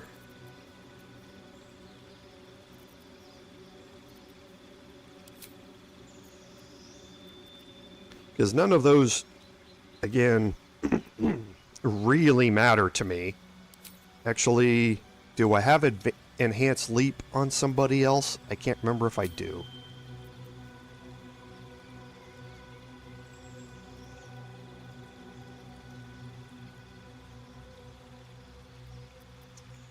We'll go this way for now. I always respec it.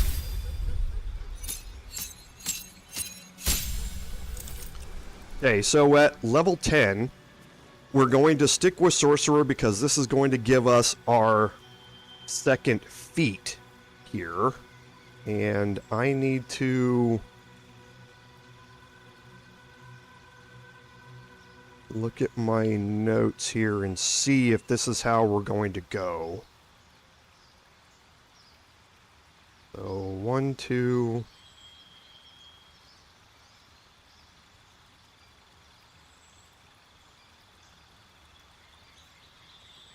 Okay, so Sorcerer is here.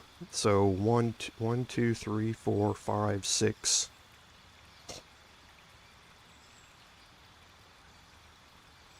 Okay, yeah, we're going to stick with Sorcerer here to gain our second feat. So for our spells here, again, doesn't really matter as much because, again, we're more focused on Eldritch Blast here than anything else. So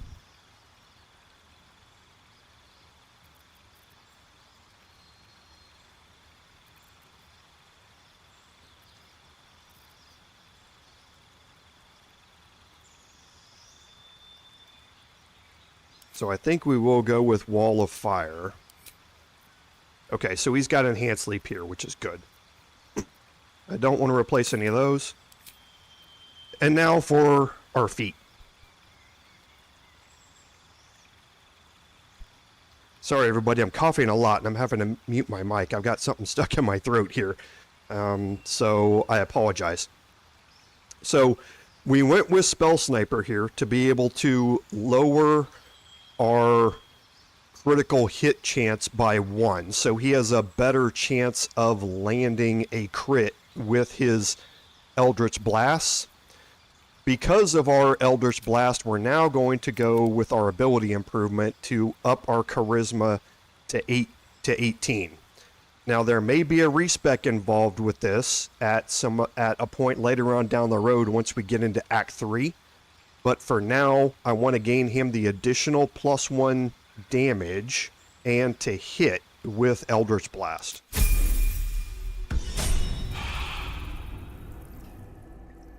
Okay, so now we're ready to head through this door.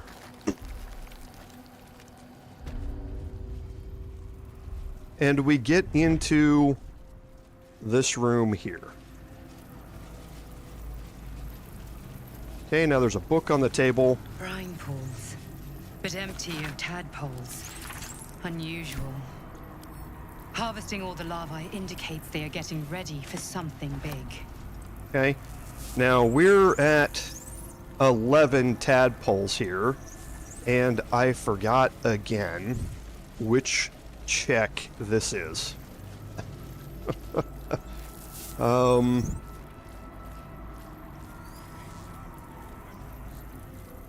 Hold on just a second. The march. My chosen gather below.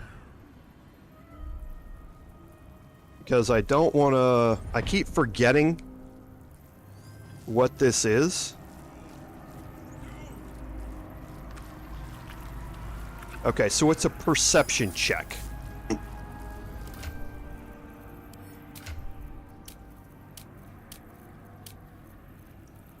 So perception, the best is me at +4. So I'm going to have Shadowheart cast guidance on me. No one stopped me yet. What path lies before I'm going to me? go up here and I'm going to touch the brine pool. There's a parasite nearby. You should take a closer look. And now I'm up to 12. So if you pass that perception check, you find a parasite in the brine pool, basically. And it adds it to your collection of tadpoles. Okay, and now we're going to go up here. You see we have a Mind Flayer pod here. Is that Mizora inside?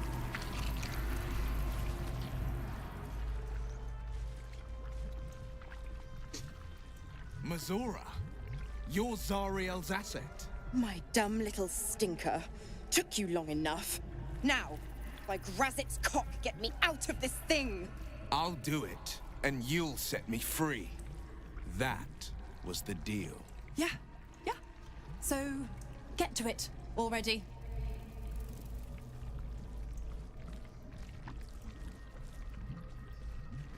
The controls are open to your tadpole's command, to your authority.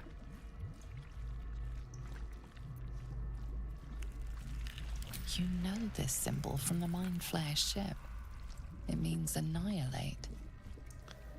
And this is something that goes all the way back to the prologue.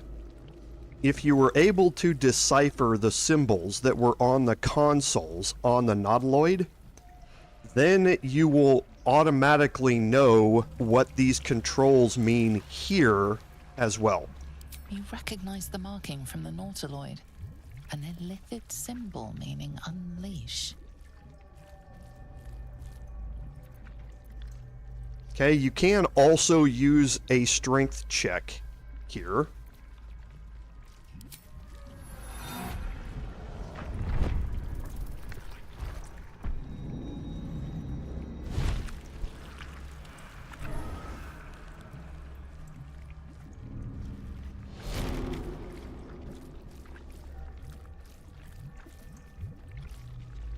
You did all right, Wyll.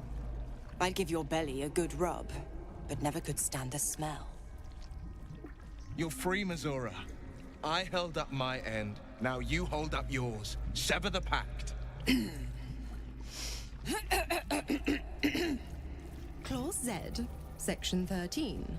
If the Soulbinder consents to separation, she will release the Soulbearer from all obligation within 6 months. 6 months? Gods damn you! Ignorant thing. It's always the terms and conditions that get you. Okay, we do have a persuasion check down here as well that we're going to make right now. It's a little bit higher. However, we can only fail it with a nat 1 here, and I just jinxed myself.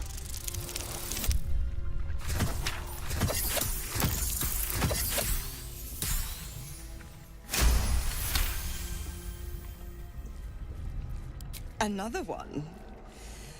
Well, after jumping through all those hoops, a little treat wouldn't hurt.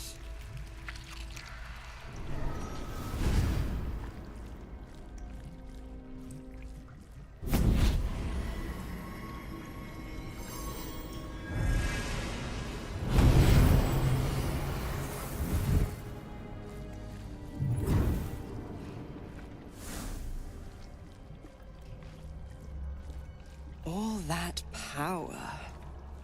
And to think you want to throw it away. Now, you've got business in the towers to take care of. Don't you fret. I'll find you soon enough. You're going to need me. Count on it. Oh, and go ahead. Tell your chums how we met. It's a real cracker of a tale. Ta-ta.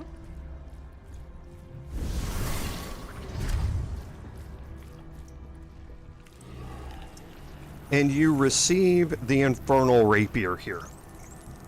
Now, the Infernal Rapier is really good for 2 reasons. First, you gain a +1 bonus to spell save DC, which is always good. This is a melee caster weapon, so instead of dexterity, the affected entity adds its spell casting ability modifier to attack rolls. So this is like a warlock bound weapon, but it doesn't just work with warlocks. It works with any spellcasting class that it will use its spellcasting ability modifier. So this will allow you to hit with this weapon more often if your spellcasting modifier is higher than your dexterity. It's a +2 weapon, and it comes with a great spell. The Planar Ally Cambion spell. You conjure a Fiendish Cambion to fight alongside you. It can cast Fiendish Charm, Draining Kiss, and Raise of Fire, and it lasts until long rest. So this can be incredibly useful. Right now we are focused on the fact that the Knife of the Undermountain King is giving us a -1 to our critical hit roll.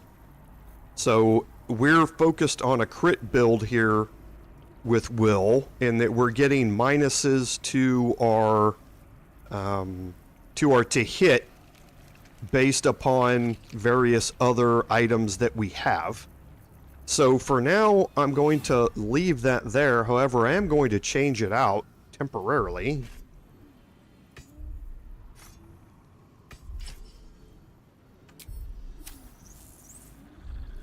Sharp as ever.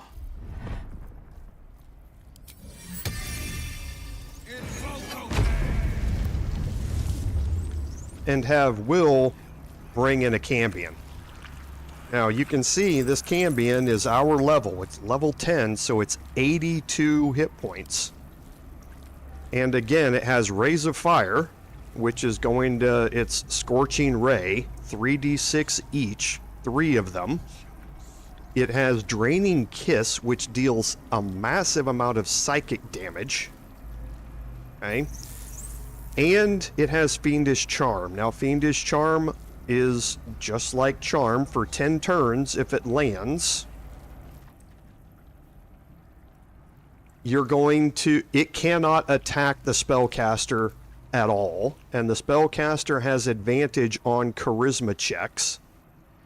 And at that point, the condition is going to end if an ally hurts the target. But once it's charmed, Draining Kiss allows you to do this 5d10 plus 5 psychic damage to it.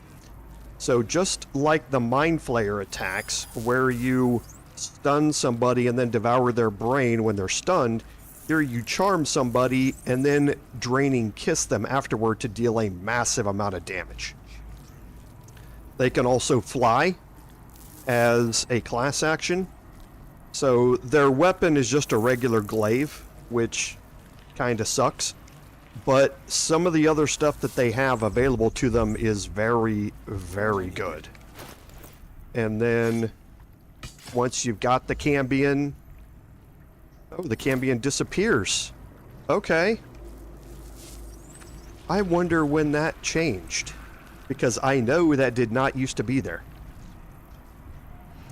I'll have to go look through the patch notes and see when they changed that. Because it used to be you could leave the Cambion there and remove the rapier, and it would come back. I can't cast it again because it's once per long rest. Okay, but I am going to get that back here in a little bit. I would have preferred to have that Cambion with me during this next fight. But it is what it is. So remember that. Don't unequip the Infernal Rapier once you've got the Cambion out. Despite everything. Down. Okay, so Wyll wants to talk to us. Zariel's asset was none other than Mizora herself. Of course. Tricks on top of tricks on top of tricks. But I've only got 6 months before I'm made a free man. Thanks be to the Triad. No, scratch that. Thanks be to you.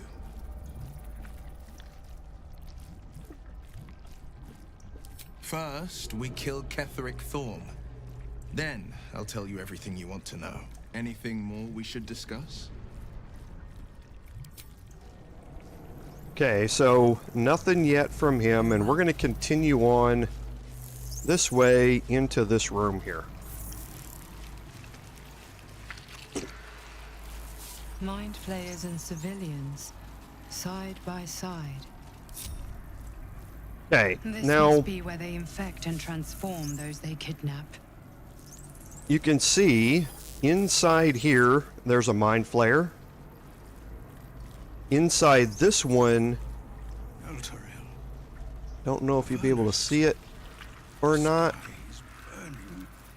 but that's Zevlor here. This one's empty. This one has a mind flayer in it. And this one's empty. So on this side, you're going to have 2 mind flayers and Zevlor. On this side, you have a mind flayer.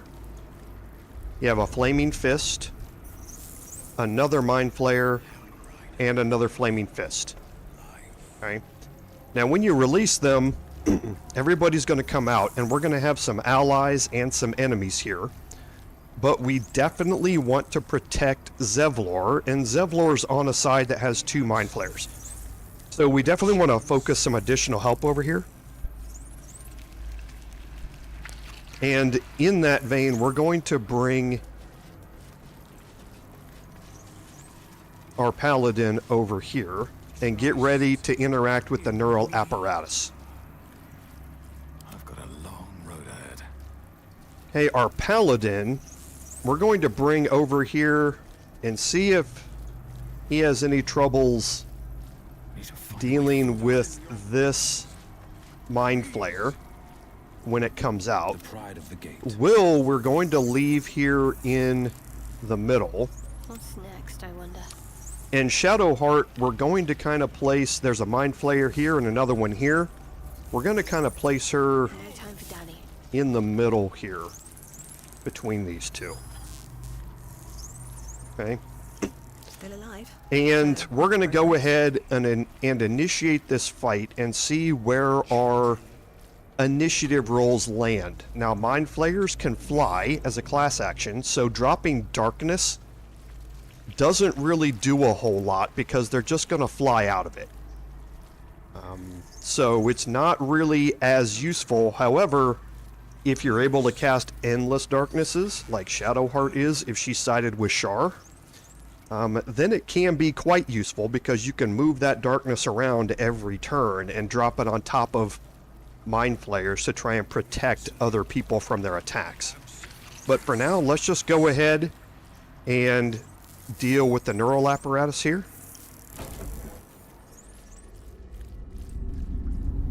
Your tadpole forms a telepathic connection with the device, and a chorus of static energy fills your mind. Every mind flayer in the room calls out hungrily from its pod, seeking release and sustenance. But there are others in the pods, those not yet infected, not yet illithid, terrified, desperate to escape.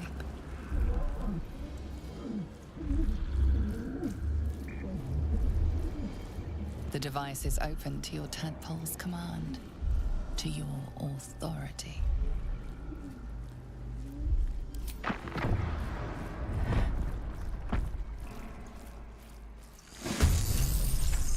Okay, so we rolled really well on initiatives. Ooh, and the mind flayers rolled very poorly. Zevlor's in front of them as well. Now, Zevlor is a paladin. He's a level 9 paladin. So he has some really good things. He's got an aura of protection. So anybody within the radius of this, including him, has +3 bonus on saving throws, which can be very, very useful in this fight. He also has the aura of devotion. So again, if you're standing near him, you can't be charmed. He's got an extra attack that goes along with him, and yes, he's going to be able to Divine Smite here. And he can drop a lot of damage if he hits. Right? So, let's... since we have so much advantage here on this...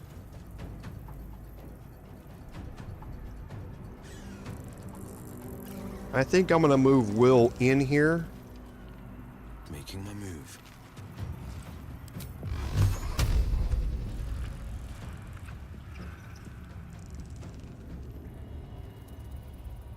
Let's move him a bit farther in.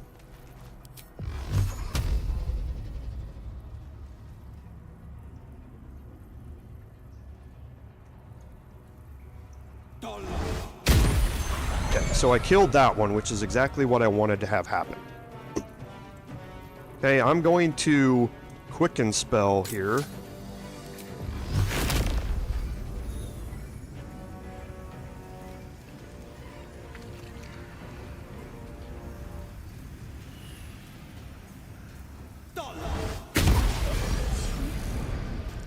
Okay, and now he's frightened,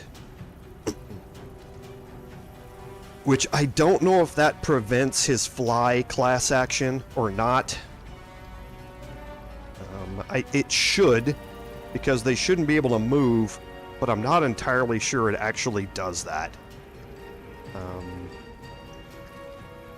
So now Wyll is done, and now let's start dealing as much damage as we can here. Now I want to avoid hits here as much as possible, so I'm actually going to drop a defensive flourish here.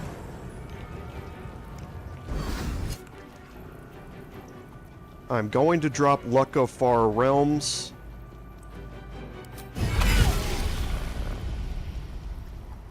Okay, and then with my next attack here... Ooh, boy, that did a crap ton of damage. Actually, don't think I need this now.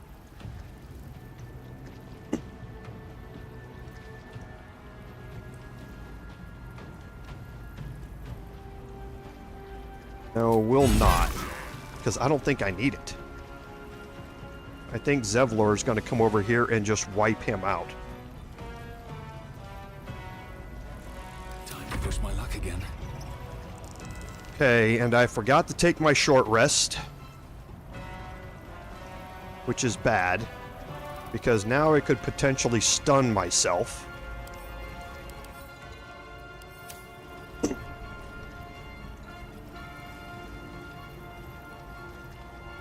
On these attacks. Oh boy.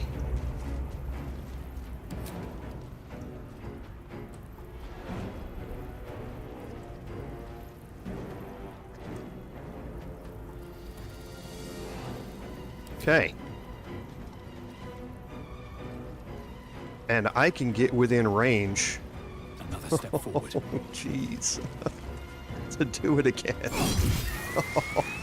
Okay, that is by far the quickest that I have ever killed those two mind flayers. Talk to me.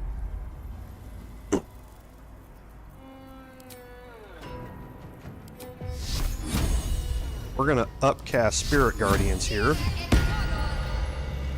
And go there. Go there.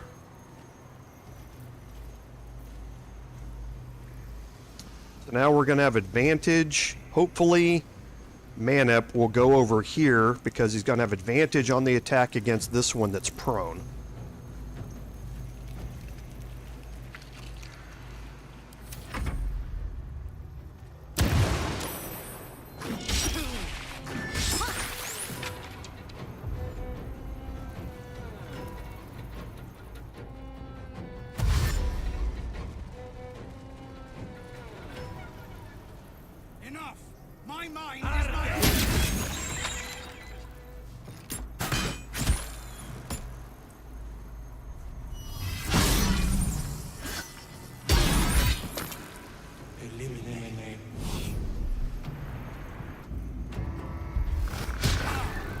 Okay, good. He missed his tentacle whip. He's trying to move away. Oh, and he critted him on the way out.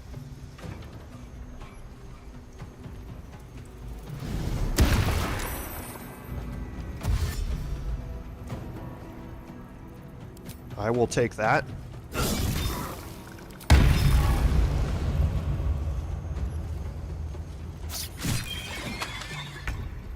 Okay, well that was the easiest round I've ever had to deal with. The tentacle whip is what you have to watch out for. If you do not save against it, it will stun you. And while you're stunned, the Mind Flayer can eat your brain. And it causes that same huge amount of psychic damage, up to 55 points. So it can, if you do not avoid the attacks, things can get fairly hairy in that respect if they keep landing that type of stuff for you. So I'm going to move back out of the way here and drop 1 there, 2 there. Okay, I'm going to quicken that again, and all of them right here.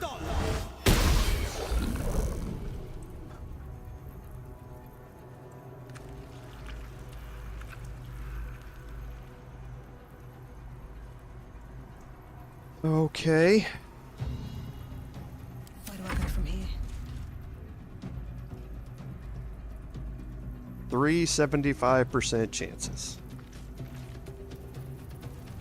I probably don't need it with only 27 hit points left.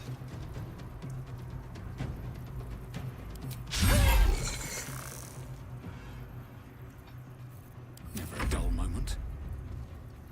Now watch Kurz get stunned here. Okay, or just miss.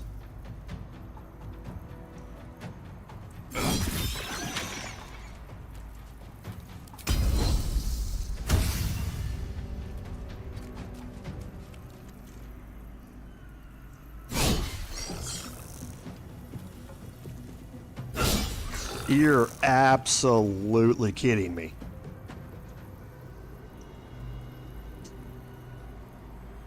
Three 75% chances to hit, two 70% chances to hit, and I missed all of them. Let's end this. Shadowheart is not going to be able to get in range. Well, she's got high strength, so she can get within range. On the move. To do that. Never should have been needed.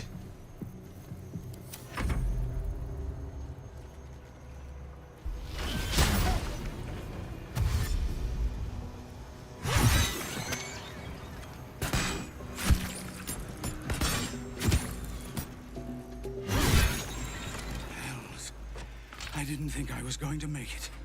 Thank you. The Blade of Frontiers. The savior I needed. If not the one I deserved. I owe you an explanation. Much more than that. But first, please, the others, the ambush. Tell me they survived.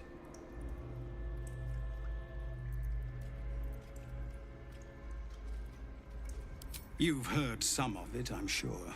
That I froze, or broke, or some other lie that is kinder than the truth. We were ambushed by cultists, yes. And then I heard her, their false god, whispering promises in my mind. I would be a paladin again, with a god's purpose, a god's power. Everything I needed to protect my people. And all the while, the cult tortured them. They fought and ran and died around me, while I imagined myself their savior. By the time I regained my senses, it was too late. I did not just surrender to the Absolute. For a moment, I welcomed it. I fell short of that mark in Avernus, and even so, it was not so bad as this. I won't make excuses. I can't make amends, but I know something of what you came to do. I want to help, if you'll let me. Ketheric is below. He thinks you're no longer a menace. Descend and show him how wrong he is. If there are any more survivors to be found, I'll find them. and lead them out of this place. Only if you can trust it won't be buried in your back. The Absolute swayed me once before. I won't risk it happening again. Go, my friend. Please, let me do this much. Okay, so that fight was actually really easy. Being able to take out those two mind flayers right off the bat was very fortunate. We had some big hits in there. There is work to do. Let's move. So we'll just do searching and pick up some crafting supplies and items that are in here. There's not going to be a whole lot.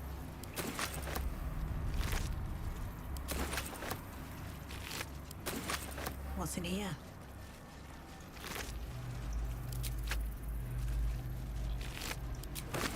Wonder if the gods are watching me. The city calls out for salvation. The chosen are my heart, and you my many hands. Okay, you can talk to the Flaming Fist. Don't know how to thank you. I thought I was done for. This is a bleeding shit show. Half my squad's dead, the other half sporting tentacles. We came here to rescue Duke Ravengard. But we didn't stand a chance. Yeah. He was in one of the pods. The cultists took him away. He was still human, and still trying to put up a fight. Okay, so you're learning that the Duke is actually down here somewhere. What a stench. I'm beginning to think I should have stayed in that pod. In there it only smelled like me. Is there any news about Duke Ravengard? Did he get out alive? No. Tell by your expression. Gonna have to fall on my sword, aren't I? Okay, so that finishes up this encounter here, and we're going to head out the south side.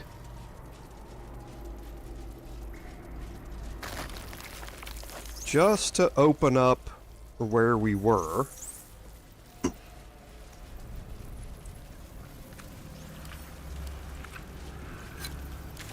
Because now you can see that we've come full circle. From where we dropped in, we went left. If we'd have gone straight, we'd have been able to come into this whole area here. Alright. So now what we want to do is we're going to head back into this room and try the restoration, go to the restoration pod and see if it removes our buff or not.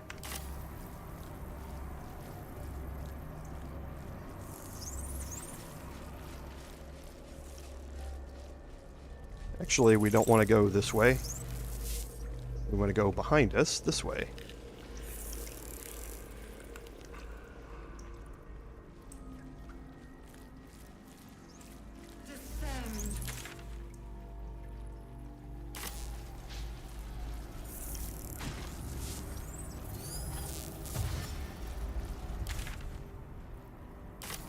Let's see. No. Not being able to click through the door again. I really don't like that.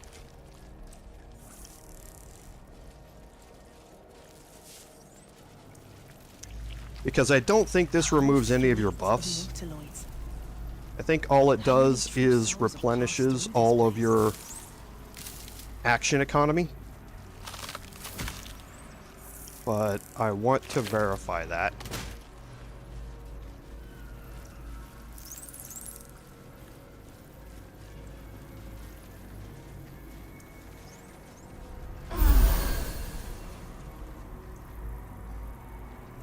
Okay, so yeah, I was going to say, it comes back. I was like, wait a minute.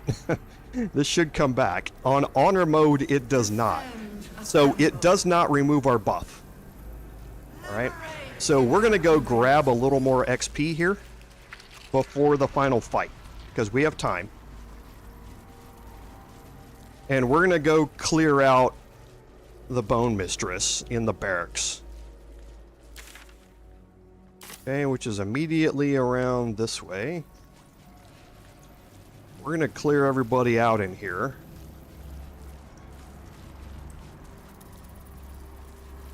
Descend. Liberate. Just out of view.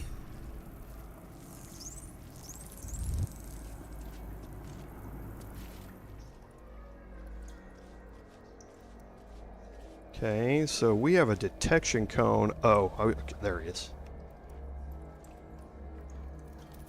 Okay, so the intellect devourers behind me are going to cause a problem with this as well.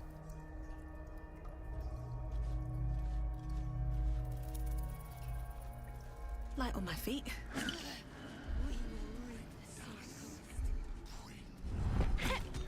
Let's not. Let's group everybody up.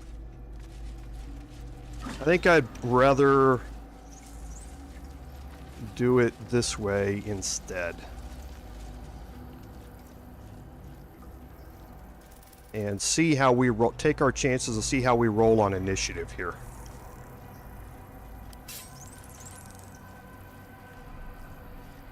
Prepare the march. My chosen gather below. Your violence hasn't gone unnoticed. It's about to be returned in kind. Okay, so I dropped Executioner. Now I'm going to Paralyzing Critical her. And now Will is going to drop Darkness here.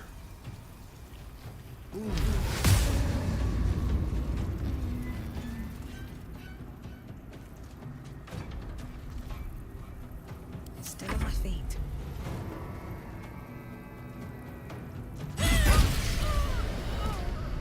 It's so hard.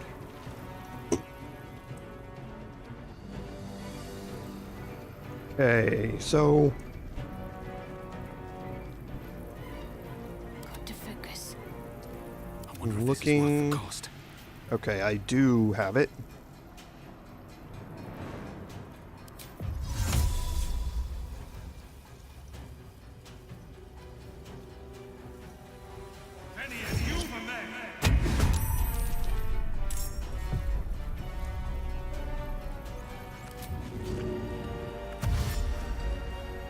And I want to move Kurz right up beside my Bard. Survival is all that matters. Can't do anything for now until they dash in here. So, actually, I can.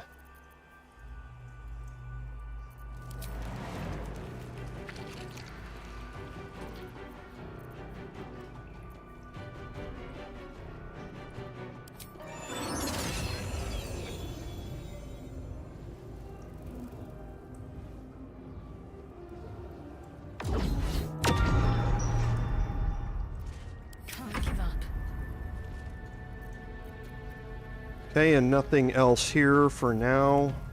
I can... Nah, I'll wait. Now they're gonna dash in. He's gonna hit the Glyph of Warding. Oh, he's going after my Mage Hand. Nice. I'll counterspell that.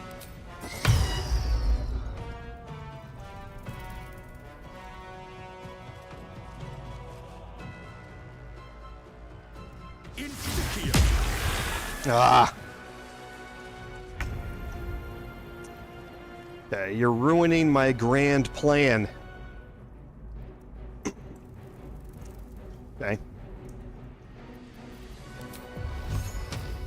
Can't reach anybody here. I probably could.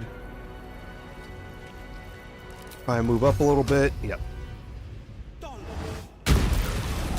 Wow, look at all the crits.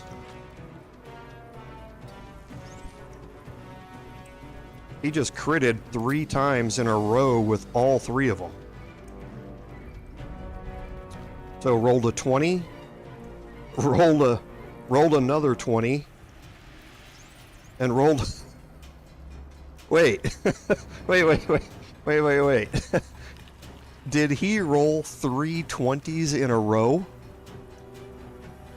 He did. That's amazing. What is that, like 1 in 6,000 chance? I think. That's crazy. Yeah, I think it's like 1 in 5,900 or 1 in 6,000 chance. Easy these days. That's crazy.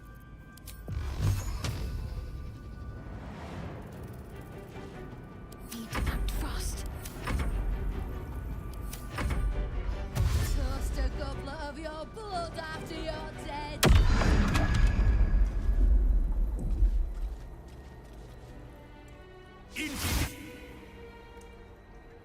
How are you casting Ray of Sickness on me inside darkness?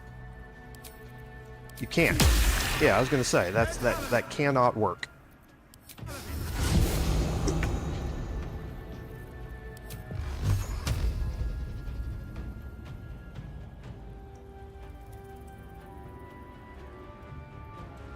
Come on.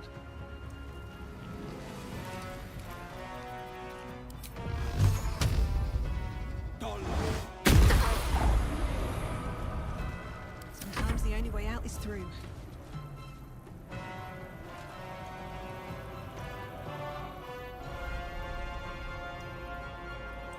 Oh, I rolled a 20, so I don't need Executioner.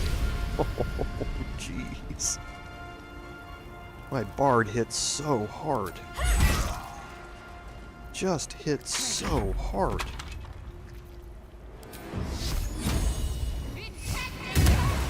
Okay.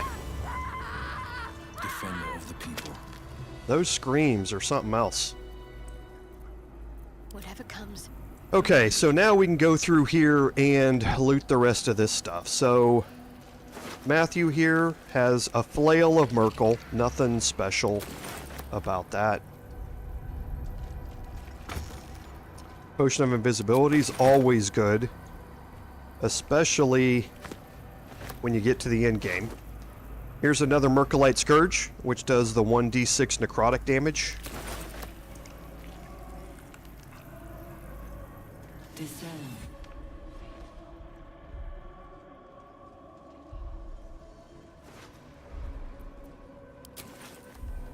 Might find something useful. Some stale bread, more stuff to pick up. No time to waste. Don't think there's anything in this alcove. There's not.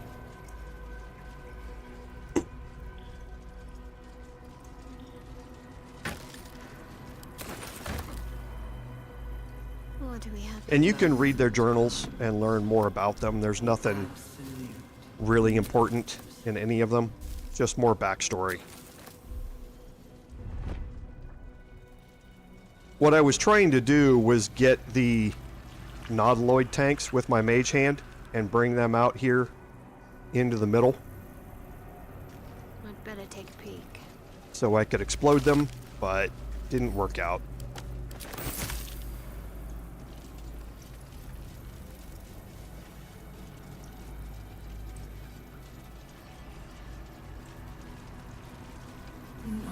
Design. And again, you have that closed mind that I mentioned previously, that if you want to take it to the slack-skinned head, you can listen to that backstory.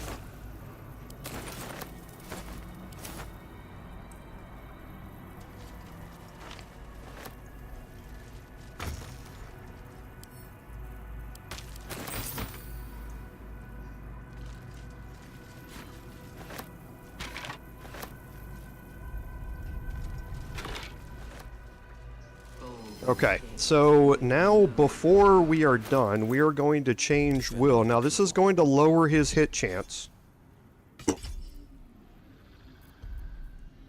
But okay, so that actually needs a long rest. Well, we'll check it here in a second and see, because I can't cast it. Yeah. we're going to go over and hit that restoration pod one more time, and we'll have it equipped this time, and see if it restores it there or not. If not over, then through. Now, you certainly can go through here and kill all the intellect devourers if you want. It's a minuscule amount of XP.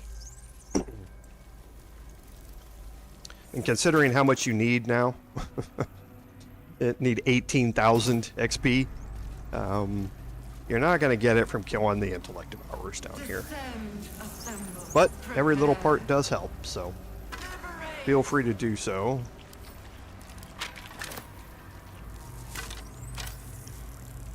Okay, and we're going to hit the restoration pod again. Sharp as ever. And that brought it back. Outstanding. Okay, we're going to do this afterward because I'm going to take everybody onto this pedestal. At the ready. You cannot rest here, no. You have a red outline. So you cannot fast travel out of here, which means you cannot get to your camp out of here. That's why that restoration pod is there. Before you click on this to go down, drop a save.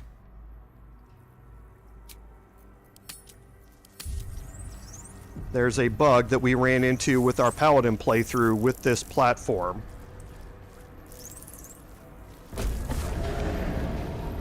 Is anyone else's tadpoles squirming around a lot more than usual? It's almost like it's excited by something, drawn to it.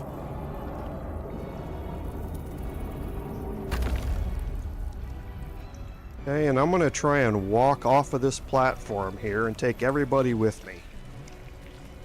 Okay. There it happened. And Kerr's move. Nope.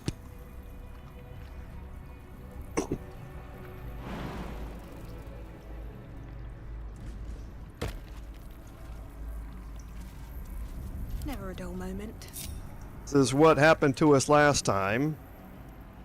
So now the question is going to be, can we interact with the flesh rot door or not? A hero at heart. We're going to conjure our Cambion. No one back home will ever believe this. Now we're going to try and go up here and interact with this. I'm going to hide. These boots have seen everything. There's an autosave. Let's see if this works or not. No Okay, it longer did. a background murmur. The presence in your mind builds to a roar. We've found it. The Absolute is behind this door.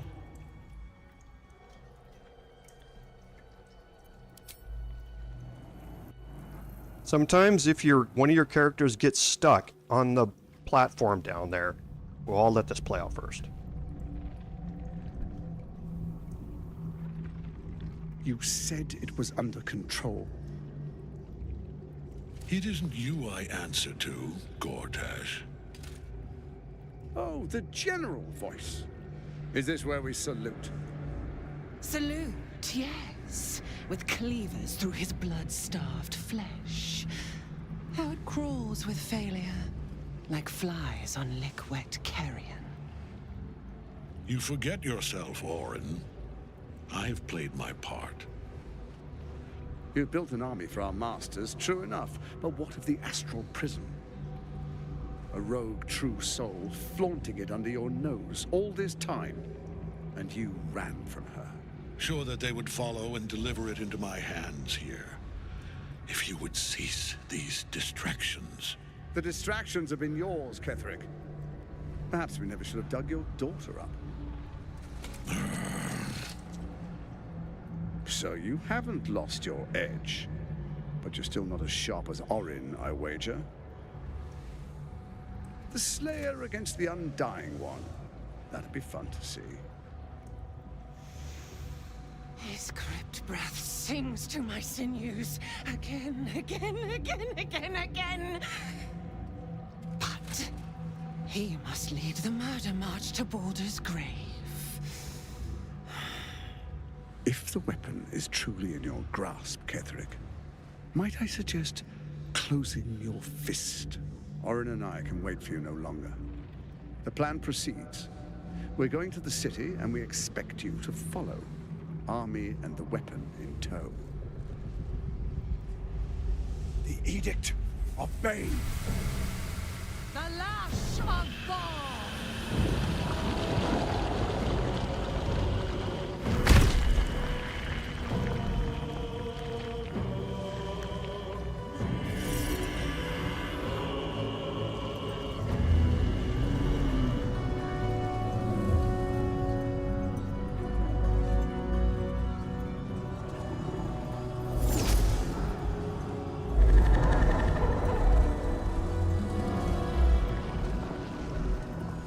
The Testament of Myrkul. An elder brain. One of the cruelest and most powerful creatures in existence. Enslaved by mere mortals. There we are. It wouldn't do to fight in front of our guest. Behold, Duke Ravengard, the Absolute. Whom preserve us? You wag your word flap in vain, Alderling. Once the worm holds the whip, your shredded flesh will serve us.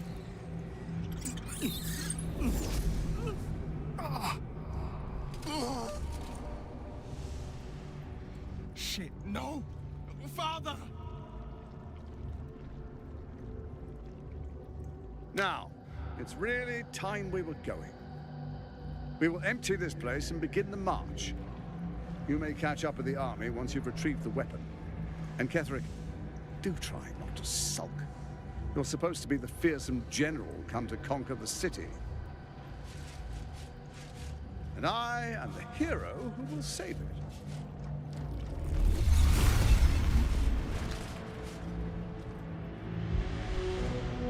It is time, faithful ones. March on Baldur's Gate. We go to prepare the way.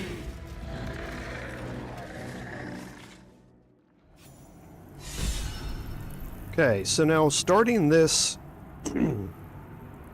in hiding means that you now have options on how you want to play this out. The first thing you need to realize is that Ketheric has the invulnerable trait right now. He's immune to all damage while the Night Song is imprisoned. Okay? The Night Song is back here at the back area being held again in that that soul cage. So your first priority needs to be to free the Night Song. The second thing you realize is that Ketheric is down a bunch of hit points. He hasn't healed from the encounter on the roof. There is a way to cheese that a little bit by dropping a bunch of stuff around Ketheric up top and just demolishing his hit points. It actually won't kill him. It'll take him down to 1 hit point. So when he shows up down here, he'll have 1 hit point and he's really easy to kill. But either way, this playthrough is not going to have to worry about any of that. And the reason for it is that we're going to... Don't mind me.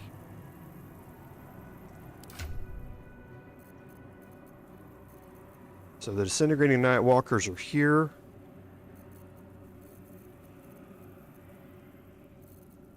Out of sight, out of mind. Okay, so it's a level 2 spell slot for me. But I've actually Sorry about that, forgot to mute my mic. I've never actually done it this way. I would be relying on the fact that it's hopefully going to prioritize my main character.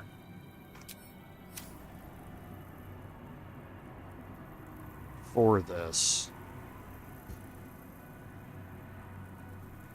Don't waste a step. I think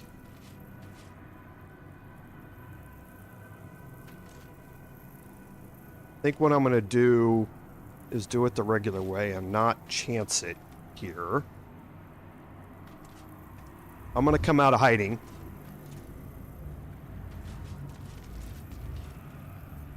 There you are, as predicted. What is it, I wonder, that draws one toward death like a moth to light? You could have run away, absconded with the prism.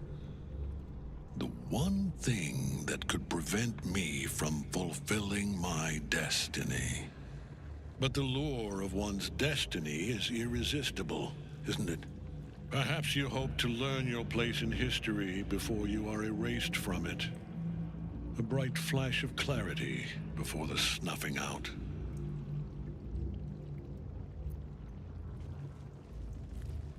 Finer champions than you have tried and failed. But perhaps they lacked the fear that drives you. Your freedom hanging in the balance. Let us speak plainly. My Lord Myrkul gave me the one thing I desired, the one thing no other god could grant me. My daughter's life returned. Her heart beating once more. For that, he asked that I serve as his chosen. Join Orin and Gortash to grow the cult of the Absolute, and then take control of it. He's never had a more devoted follower. I have fought great wars before, in the service of other gods and other powers, but for Myrkul, I would condemn all of Faerun to death. You are all that stands between me and my destiny. And you have brought the prism here. I will kill you now. And then I will raise you as my servant. Now you have a persuasion option here because of the persuasion and dialogue options that you took up on the roof. And we're going to try this. It's a high DC.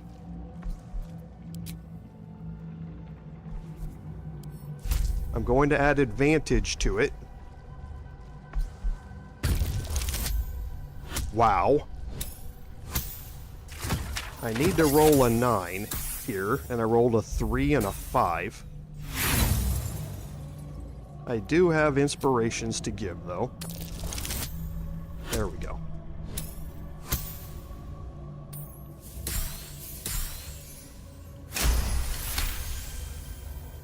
Repent? Would that even be possible? Perhaps. No. There is no repentance. No release.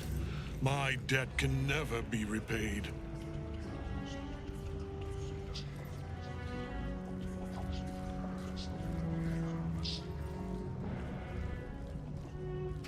He is here. He is watching. He is listening. He is... You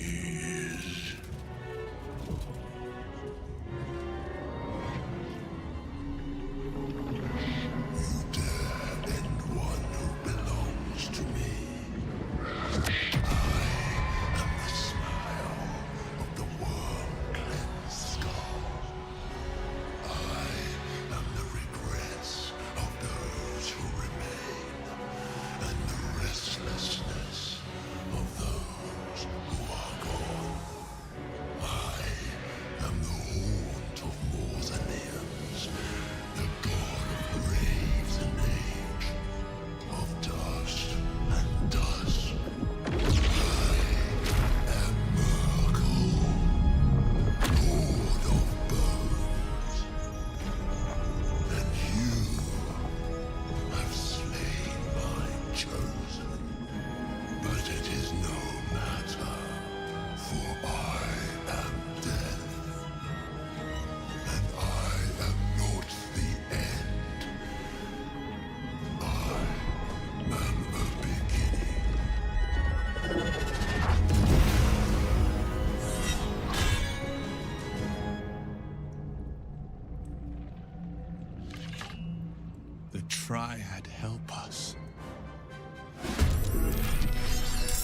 Okay.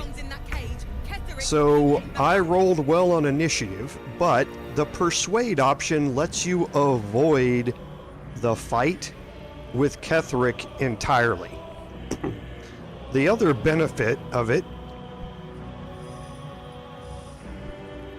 Sorry, my voice there. The other benefit of it is that it gets everybody, for the most part, looking at you. Okay? And there is a spot back here in the back that I am going to try and exploit, but I don't know how well this is going to work because of the Cambion. So, because the Cambion's going to follow Wyll. I think what I'm going to do is get the Cambion into the fight before I bring Wyll in.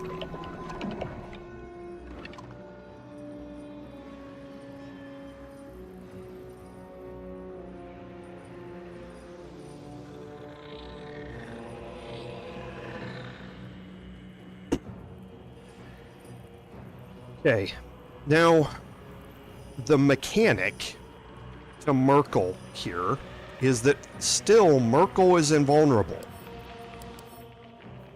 Okay, you still have to free the Night Song here to be able to damage him. So we still need to get back here to Dame Aelin. Unfortunately for us, the detection cones prevent that. You can't see them here. Another fight. Let's go. But yeah, see, the detection cones are covering all of this, so we can't sneak our way over that way. So we need to find another way to get over there. The other mechanic that goes with the Myrkul fight is that he has, and I don't know if it's listed in here, yes, Consume the Faithful. The Apostle can use a reaction to consume a sacrificial necromite and gain Reaper's Reward.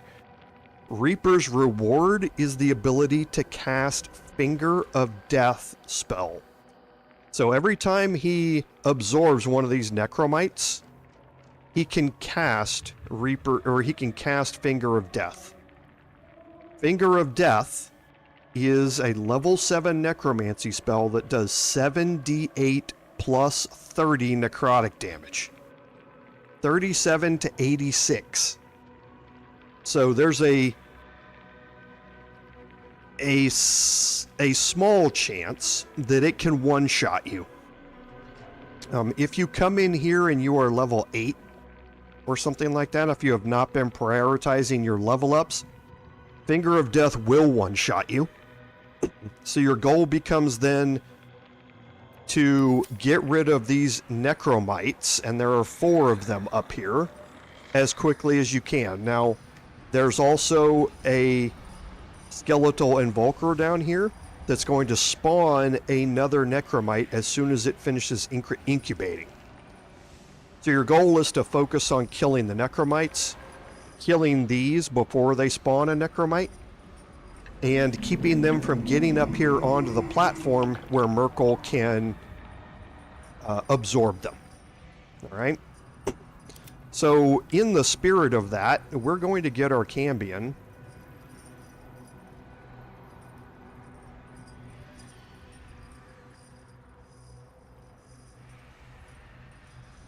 To go up here. Now the necromites have 18 hit points.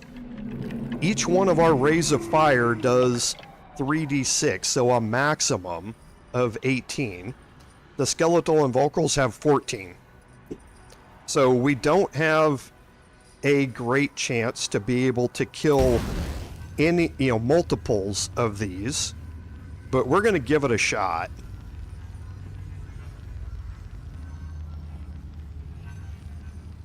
And let's actually move in here so we can get reaction attacks.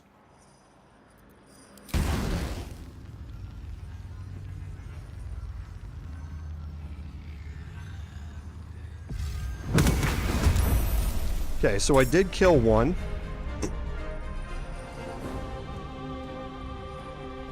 And I still have an empty spot back there. So now with Wyll,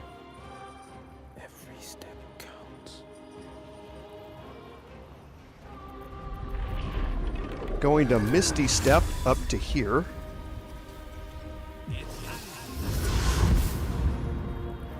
Then I'm going to Misty Step over here. Okay. Now I'm gonna hold this for just a second while I deal with the rest of this. And for this, I'm going to immediately cast darkness on the Apostle of Myrkul here. Well, yes, it's the cleric that has that spell. So I'm going to immediately cast darkness here. Ooh. Do I want to? Or do I want to try this first?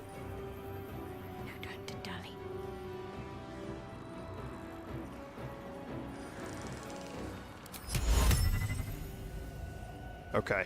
So yeah, it only works on Celestials. That's poorly worded. Target an otherworldly creature and attach its conscience to your own. So a Celestial, Elemental, a Fae, or a Fiend is what it says in the description now. So I'm going to take Shadowheart up here. And I'm going to have her kill the rest of these Necromites.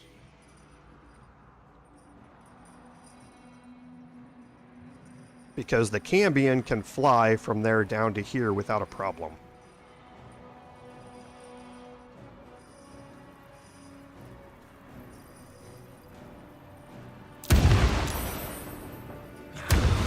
Okay.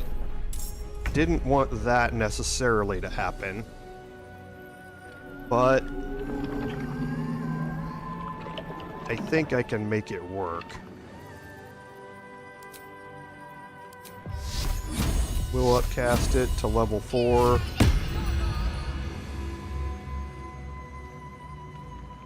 Got to press on.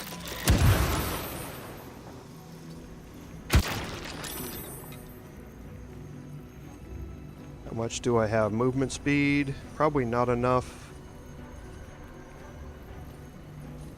That's a shame. He's got... It's at the start of his next turn, it'll kill him.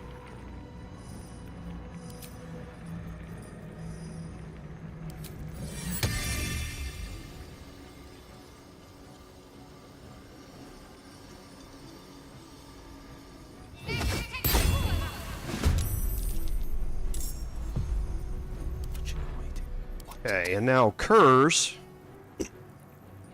Do I have... I can get there.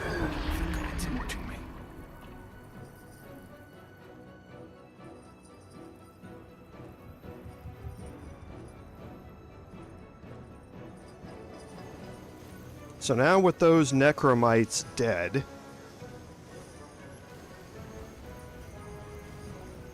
the detection cones are such that I have an arterial mesh that I might be able to climb up, but even if I can't, I'm sure I can jump up here.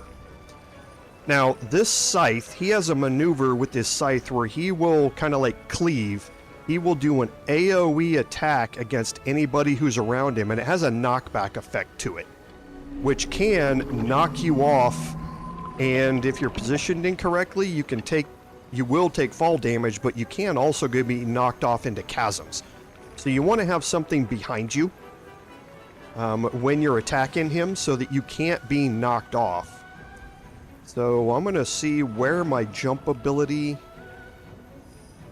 can get me. It doesn't look like it's getting me much of anywhere because of my low strength. So let's just see if I can pass my stealth check going through this. If not, we'll see where I roll on initiative. Okay, so I still rolled high on initiative, so I'm going to get myself back here so that these spikes are behind me. Best be on my way.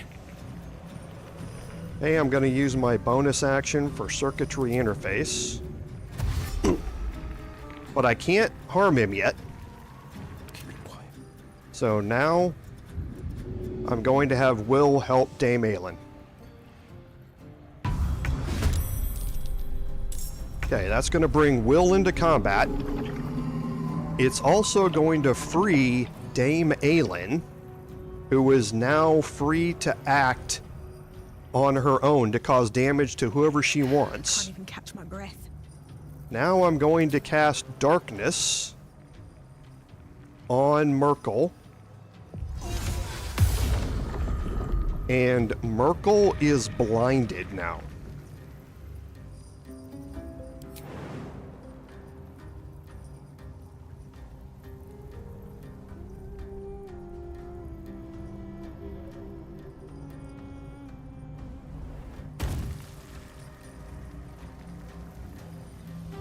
Don't waste a step. Okay, and I'm going to get myself again with these spikes at my back. And be prepared for my next turn. This is my time. Okay, so Wyll still has a turn here, and I'm going to focus the Mind Flayer here. And to do that, I'm going to throw a Hex. So I can get the bonus damage.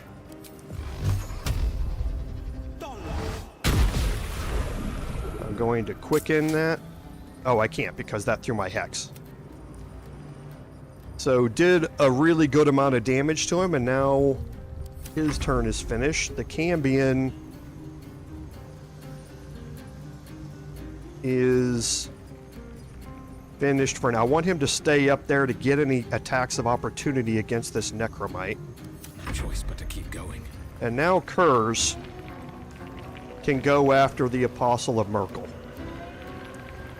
So let's just see if we can nuke him down here. Boom.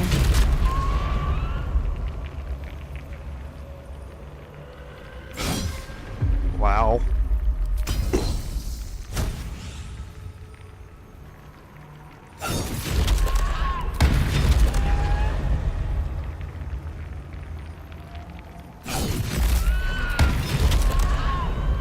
Okay, so that got rid of half of his hit points in one turn by Curse.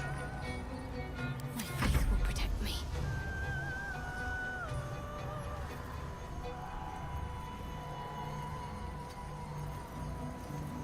Actually, I didn't want to do that. But we'll see what happens. So they're all going to come after my Bard. Yes. It's perfectly fine for me. The Mind Flayer, good. He's probably going to Tentacle Lash. No, he might. Oh, okay. That was bad.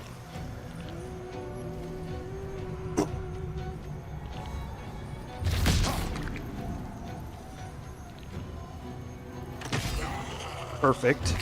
Now this one hopefully runs. Okay, that's perfect too. I can handle that.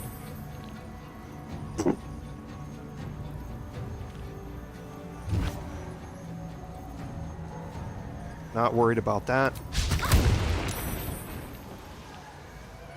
One life to my life. Sustain me.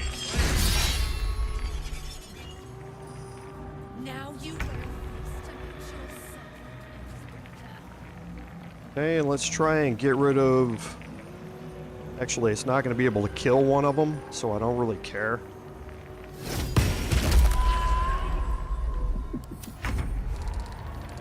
Okay, and you see he keeps spawning more of these. Right? So you either focus him down enough where he just dies, or you focus on the Necromites. And for this, I'm going to keep focusing on him, but to do that, I'm going to throw a defensive flourish first. Why is that going to provoke an attack of opportunity? Time for something. Okay. Oh, I have to move a little bit. Rolled a crit, so I don't need Executioner. Now my armor class is 27. So I'm not too worried about the Intellect Devourers hitting me and dropping concentration on darkness. So let's just keep hitting him.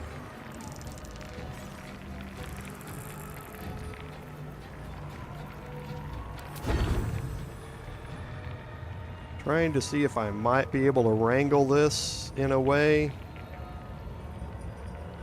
to get him as well as an Intellect Devourer. Yes, I can.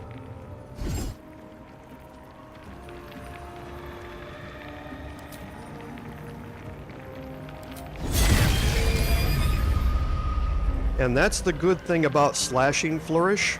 It's 2 attacks, but they both benefit from external sources. Executioner grants a critical hit. And even though I was technically attacking 2 different people, it's going to apply to both, even though Executioner only applies to 1. So it's kind of one of those bonus things that comes along with either the ranged or the melee version of Slashing Flourish.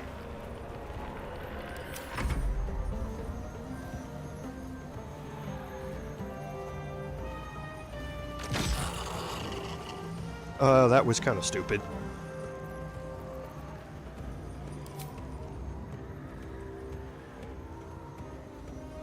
Yeah, don't know why I did that. I should have used his Ray of Fire ability. Can't even catch my breath.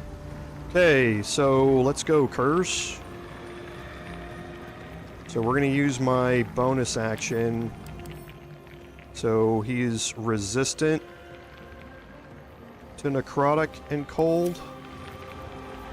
But he's undead. I've already got advantage.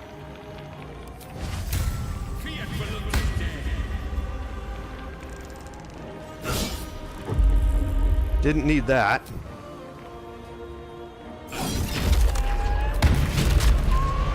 Yeah, see, he would be dead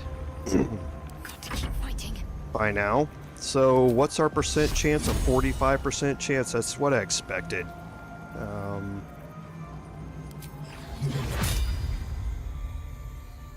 Ooh, I can land this.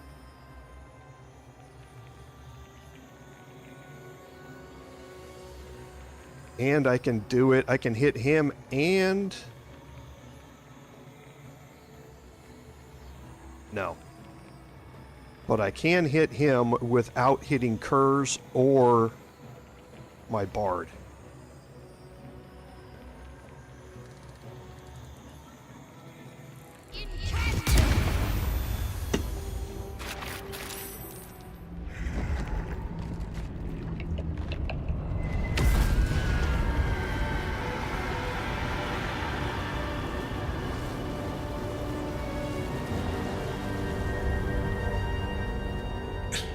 Impossible. Death cannot take me. I am its master. My lord, hear me.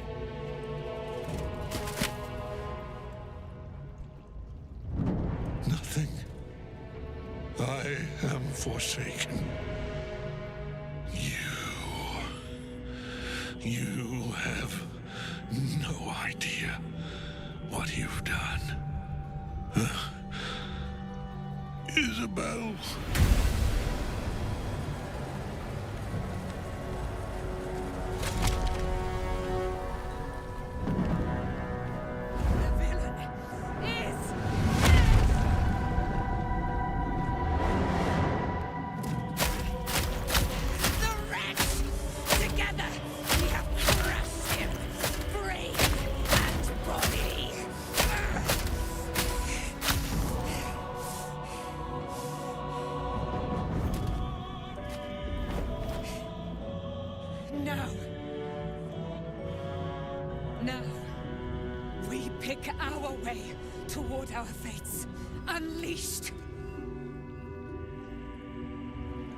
You have my sword, my fealty. Do what you must.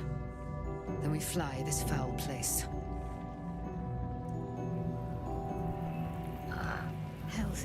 Okay.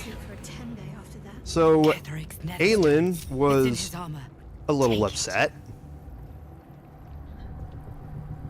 But I guess that's understandable, considering she's been in captivity for 1,000 years, or 100 years. So, that gets us a good spot to end things here. When we come back next week, we are going to talk to Dame Aelin over here. We are going to loot Ketheric's body and start making our way toward Rivington. We are going to have some stuff to do between now and getting to Rivington, but that is a surprise that will wait until our next live stream. So, a lot of fun today. As always, thank you all for being here. I really enjoy the interactions and the comments from all of you, and without all of you, none of this would be possible. So this is Commander Jorval saying, until next time, fare thee well.